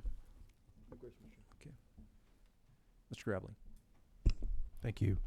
And I appreciate the packet, and respectfully, obviously I think we disagree on the issue, but I want to be very respectful, because you had mentioned medical malpractice suits. You know, there was throughout the course of the testimony over the last couple of years, we had a document that had been produced for us on FDA-approved drugs. Mm-hmm. It's 3.5 pages within a 2-year period of drugs that had been FDA approved, put onto the market for consumption, and had killed people. Mm-hmm. So 3.5 pages of those that list of drugs, those had to be withdrawn from the market. Tylenol, just in the last couple of months, there was a class action lawsuit here in the state of Georgia. Trial lawyer had brought it, had been fighting it for 5 years. Tylenol settled because they did not want to go to trial on it, knowing the evidence that had been brought against what Tylenol had been doing to the kidneys and the liver. So, I think what we've got here is, in citing California, I think, which is a completely different infrastructure from a medical marijuana perspective, and what we're doing here in Georgia. Medical cannabis or medical marijuana, I think full plant has been legalized in California. So you've got dispensaries across the state, many of them that have just popped up. There's really not a lot of regulation on what people can go and get. Some people may be going to get what they believe to be a lab-tested, effective medicine. Mm-hmm. And a lot of it's smoking out there. And I just want to make sure it was the fungus in medical marijuana. Was that a smoking form of medical marijuana that the fungus was found? I believe it was, yes. But you have to understand that the marijuana is grown and then CBD oil is extracted from it. That is correct. So the contaminants that are in the plant come along with the extraction. You are correct in that. Mm-hmm. Absolutely, you are correct. Mm-hmm. And in contrast from places like California and Colorado, we visited a place, Minnesota, last year, who had a lab that was equivalent to our CDC, where the regulatory process in that lab, the safety measures in that lab.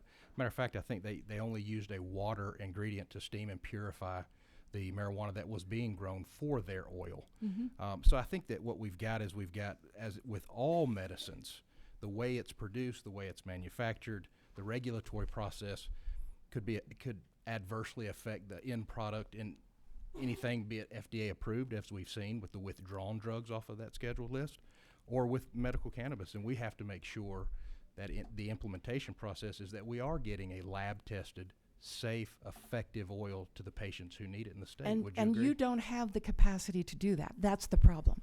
The Food and Drug Administration has been around since 1906, That is when correct.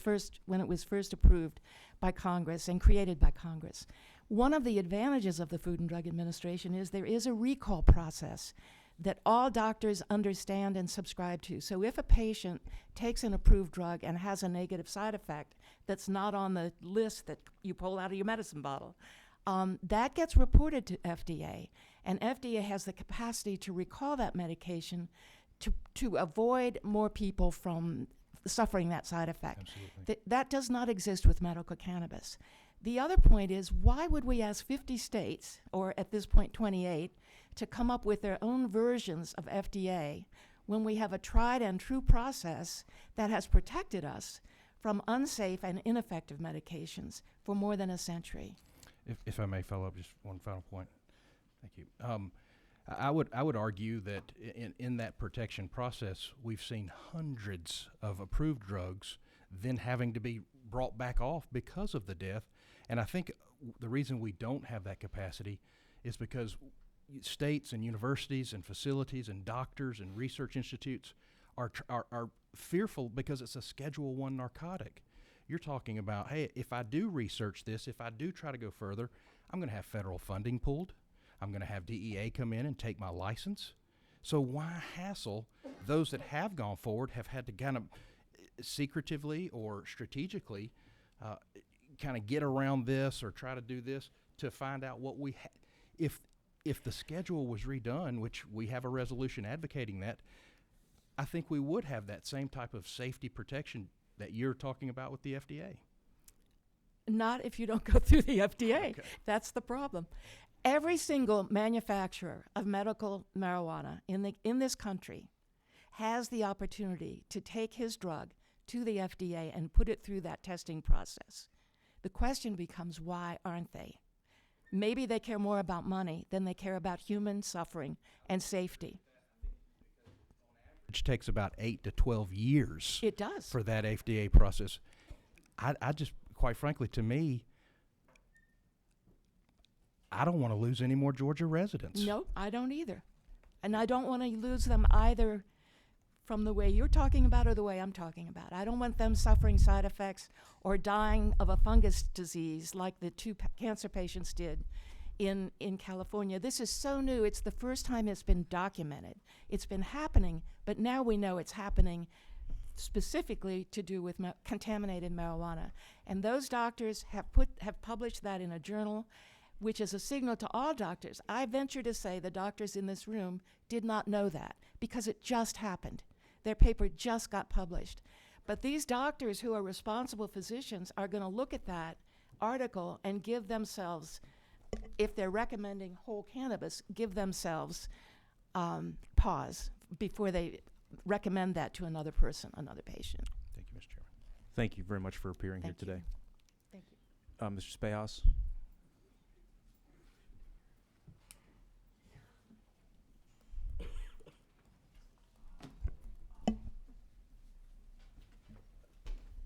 Thank you, Mr. Chairman. I'm not here to jump up and down opposed to this bill. Representative Peake and I have had those experiences in the past. I just want to point out a couple of things technically that I think this committee ought to consider in the bill. The first thing I point to is the changes in Section 1 related to the out-of-state card. I hear what they're talking about. We don't want to find ourselves being asked to prosecute somebody that's got a legitimate card in Mississippi and is visiting here with their children. I mean, so I get that. But what I would ask the committee to consider is perhaps to treat that almost like we do driver's license. If you're here visiting and you've got a legitimate card, that process is acceptable. But if you move into this state, you need to rely on Georgia's rules and the regulatory system that we've set up. So perhaps look at some 30-day window or intent to reestablish residence, because as was said, we don't know how these other states regulate this product. We don't know if a doctor is involved in issuance of a card in other states. One of the reasons I think most of us that have come to some level of comfort with our existing law is all the involvement of our medical community that's very doctor-driven that's there. So I just suggest that the committee think about reworking that process set up in Section 1 to consider the visitor versus somebody that's relocating that needs to jump through our hoops. The next issue I bring up is towards the bottom of Section 2, and that's that removal of the residency requirement. This is a policy decision for this board to make, or for this committee to make, and for the legislature to make.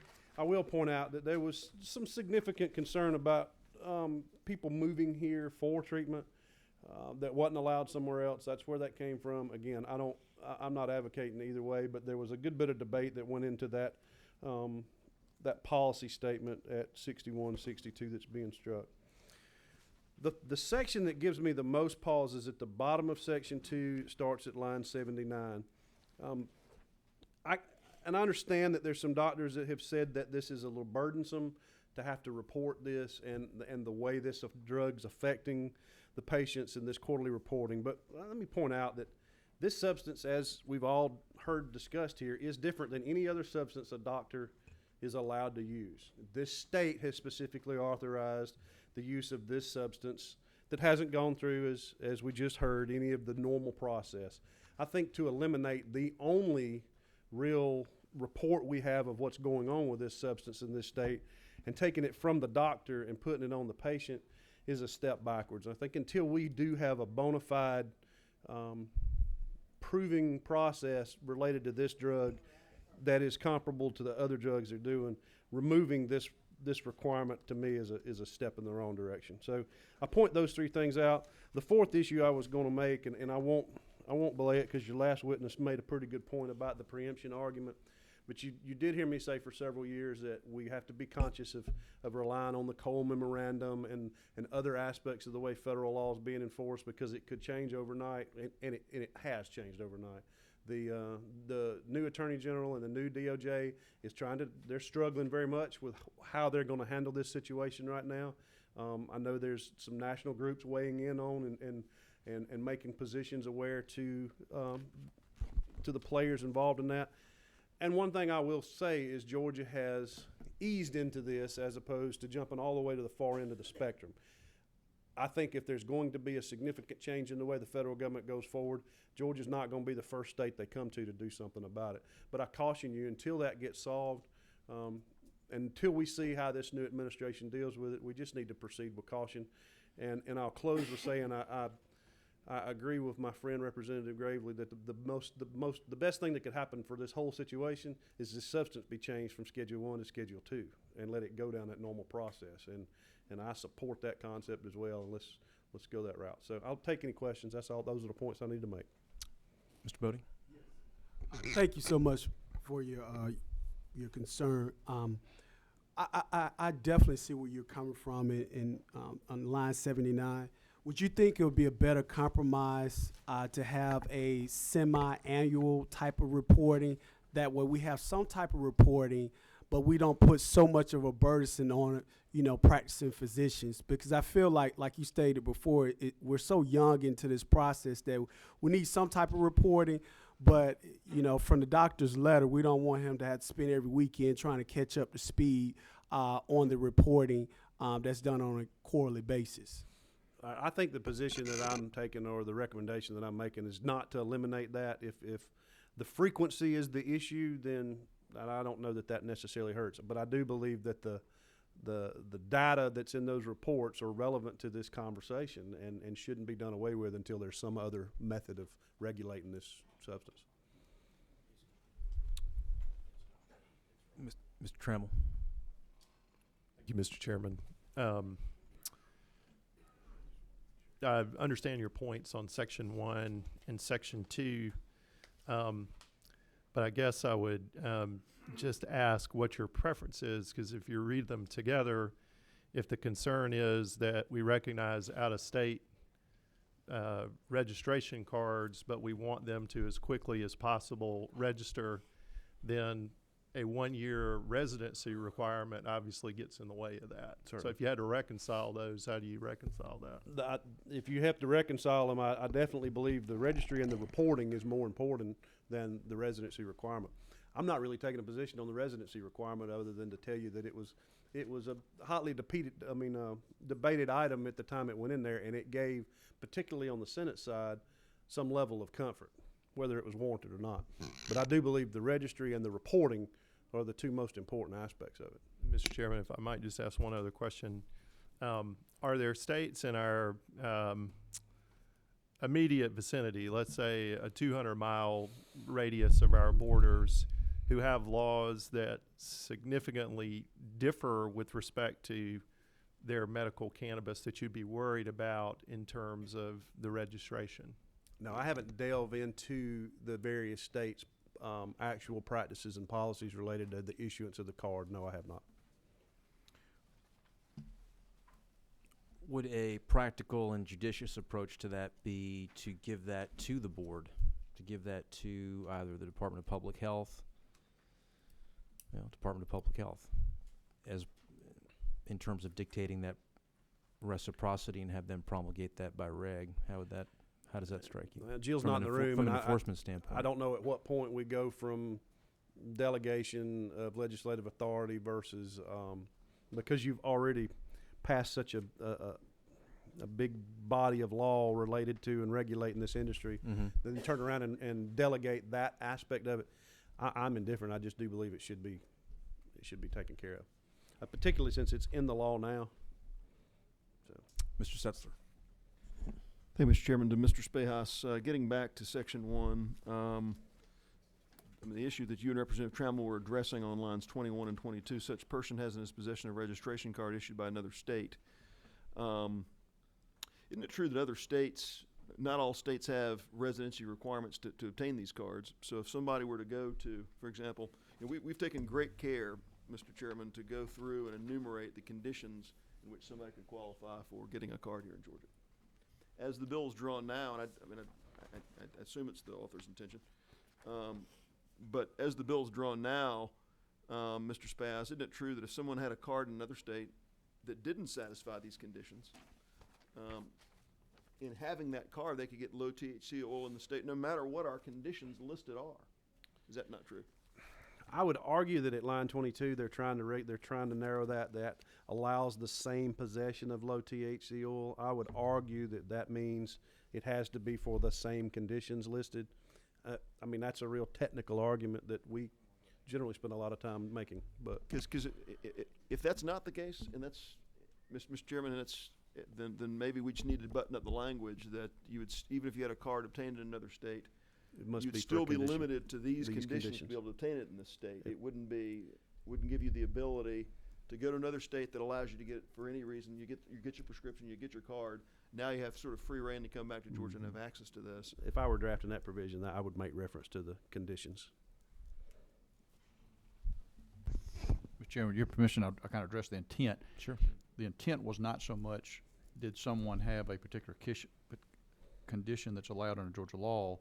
It was that they would only be able to legally possess medical cannabis that's allowed under Georgia law. So someone, yes, who maybe was in another state that had fibromyalgia that's not under current law, they would be allowed, if they had a state, if they have a registration, valid registration, to be able to be in the state and only possess medical cannabis oil at no greater than 5% THC. So there really wasn't consideration given to that they have a particular condition. It was more important of they can only have possession of a product that's allowed under Georgia law, if that makes sense. Because they can't, they would have to access it somewhere else.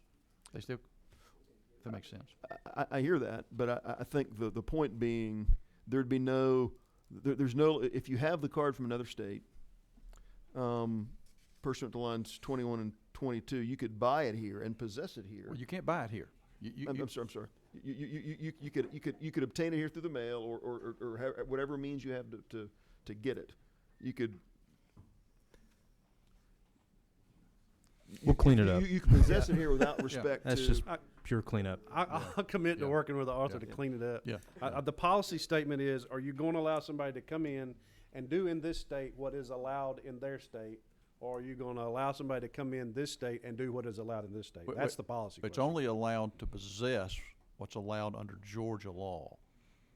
Well, we got to get that, but the way it's written, it covers possession under our rules. It won't get to the point where, by virtue of coming in through some sort of reciprocity, that you somehow have a higher ability to access than a Georgia resident would. That's correct. That's not going to happen. That's correct. And that was the intent, was to put that ceiling on it. Yeah. Okay. Thank you, Mr. Bauhaus. Is Dr. I don't know if I'm saying this right or not. Dr. Raduca? Is that correct? Yes. That's a good guess. Yeah.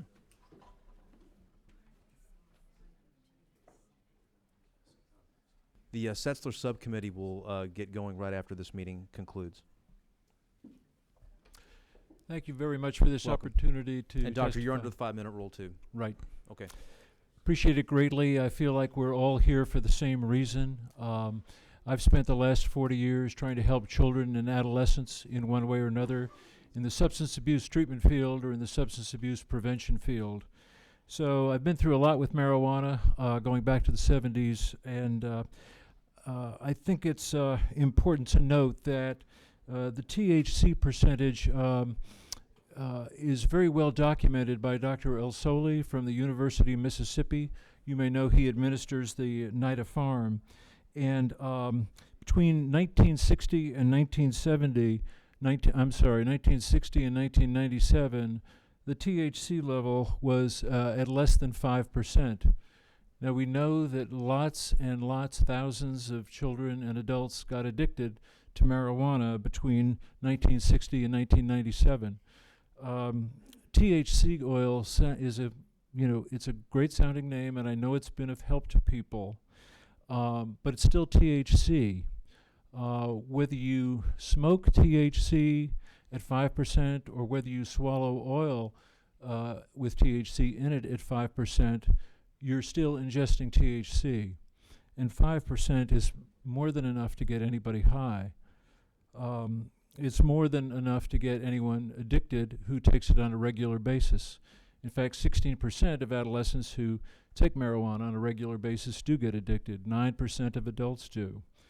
So we've been talking about some of the conditions that are in House Bill 65, and a total of 8 more conditions. The mental disorders, the mental conditions are kind of thrown in with the physical disorders. So it's advocated in House Bill 65 to treat a mental disorder with a substance that can give someone another mental disorder. Cannabis use disorder is in the same book as autism, as Tourette's syndrome, as Alzheimer's, as PTSD. It's the Diagnostic and Statistical Manual of the American Psychiatric Association. I wish you could go back in time with me to Ridgeview when we opened the first adolescent chemical dependency program. It was an inpatient unit, it was a locked unit, and that was because those adolescents were so eager to get to the marijuana. And bear in mind, this was the early 80s when THC was between 1% and 1.5%. It really had to be an inpatient unit at that time because otherwise the adolescents would run away. We did an adolescent drug inventory on adolescents that went through the program, and for just about all of them, marijuana was a main drug of choice. They would run away from the unit in order to get high because that craving can just be so strong for adolescents who are chemically dependent. And again, from NIDA, this is not me making it up, the National Institute of Drug Abuse says that 16% of adolescents who take marijuana on a regular basis do get addicted. And that was from a study back in 1992 when, again, the THC percentage was lower than 5%. We're in a group, Georgia is in a group of 16 limited access states, and limited access is denoted in this chart here, and I have packets for everyone that will contain copies of these charts. You can see where the red line is, where we are currently in this domain of limited access states, meaning low THC oil. And by the way, unfortunately, the CBD ratio was removed last year, so now there's no longer a requirement that there be a 1-to-1 ratio of CBD to THC. So it can just be an amount of CBD, which is kind of where we began with trying to get CBD for the children with intractable epilepsy. But just back to this chart, we've got 3 conditions for Wyoming and 2 conditions for Alabama. But if we extended this out, where House Bill 65 wants to go, the red bar for Georgia would be out here.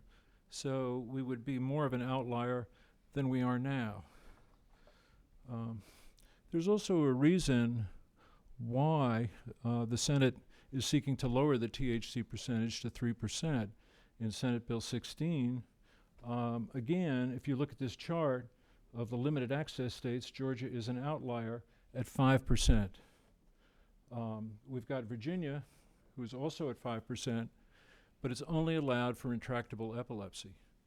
So it's quite a difference between Georgia and the other limited access states.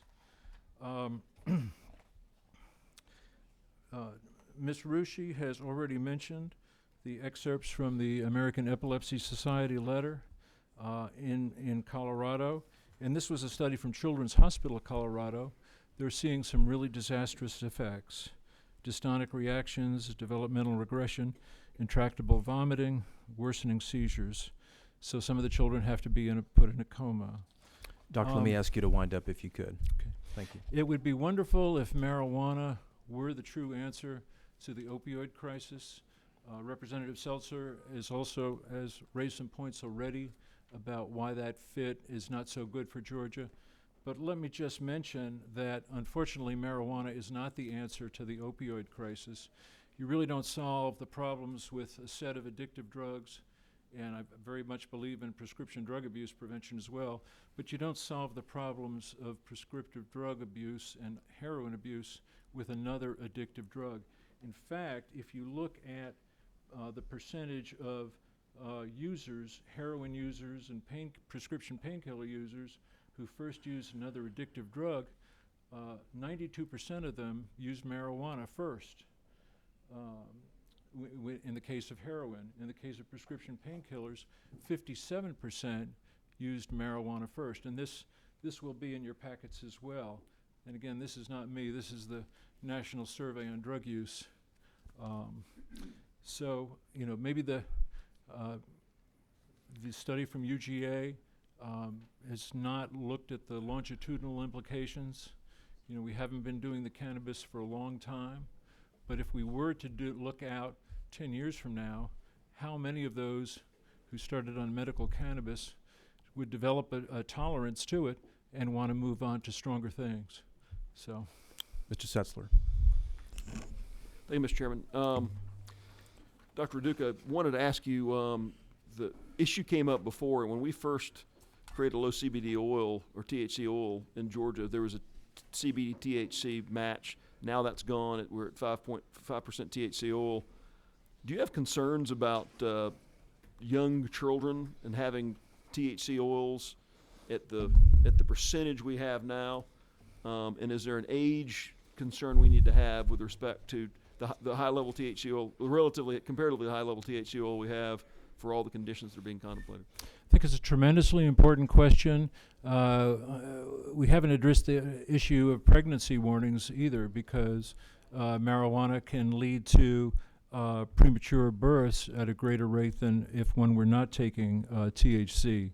But regarding the minimum age question, response from the Georgia Council on Child and Adolescent Psychiatry, the prefrontal cortex does not mature until age 25, so there is not any safe age below this use for the use of cannabis oil. And that's coming, not from me, but Dr. Michael Ellis, who is with the Georgia Council on Child and Adolescent Psychiatry, who unfortunately could not be here today. And Mr. Chairman, I asked a question because initially we were this committee was urged to make the step because there were these admittedly sort of difficult to explain pharmacological things happening with all the different CBD substances. I mean, I think the author was very forthright, and that was appreciated. And I think it was very persuasive that there's some things we don't fully understand that had an impact on kids in the CBD range, as it were. But now we're really talking about a high THC oil is what we're talking about. And we've kind of departed from that more towards, is it fair to characterize this as more of a palliative substance as opposed to some more pharmacological, medical, otherwise chemical substance that's going to solve different kinds of issues? I mean, I don't know that I phrased that question properly, but it seems like we've sort of drifted towards more of a high THC solution as opposed to a more pharmacological solution we were looking for initially. That's correct. And the signs of autism, for example, are recognizable as early as 12 to 24 months. And there is no age minimum to the THC oil. So do you give a 12-month-year-old 5% THC? What does that do to their brains in the long run? What does that do to their IQ, which is shown by a study by Duke University that IQ will decline as much as 8 points between teen years and middle age with chronic use. Thank you, Dr. Aduka. We appreciate your being here. There are no further questions. Mr. Peak, I think we have another committee out there waiting to get in, I believe. So we'll go ahead and conclude. We do have another witness who's with me here today that was approved. Yeah, but we've got another committee that's waiting, and I apologize for that. I had thought that we had it until 3:30 here. Mr. Peak, was that your understanding as well? I thought we did. Let's suspend for just 1 minute.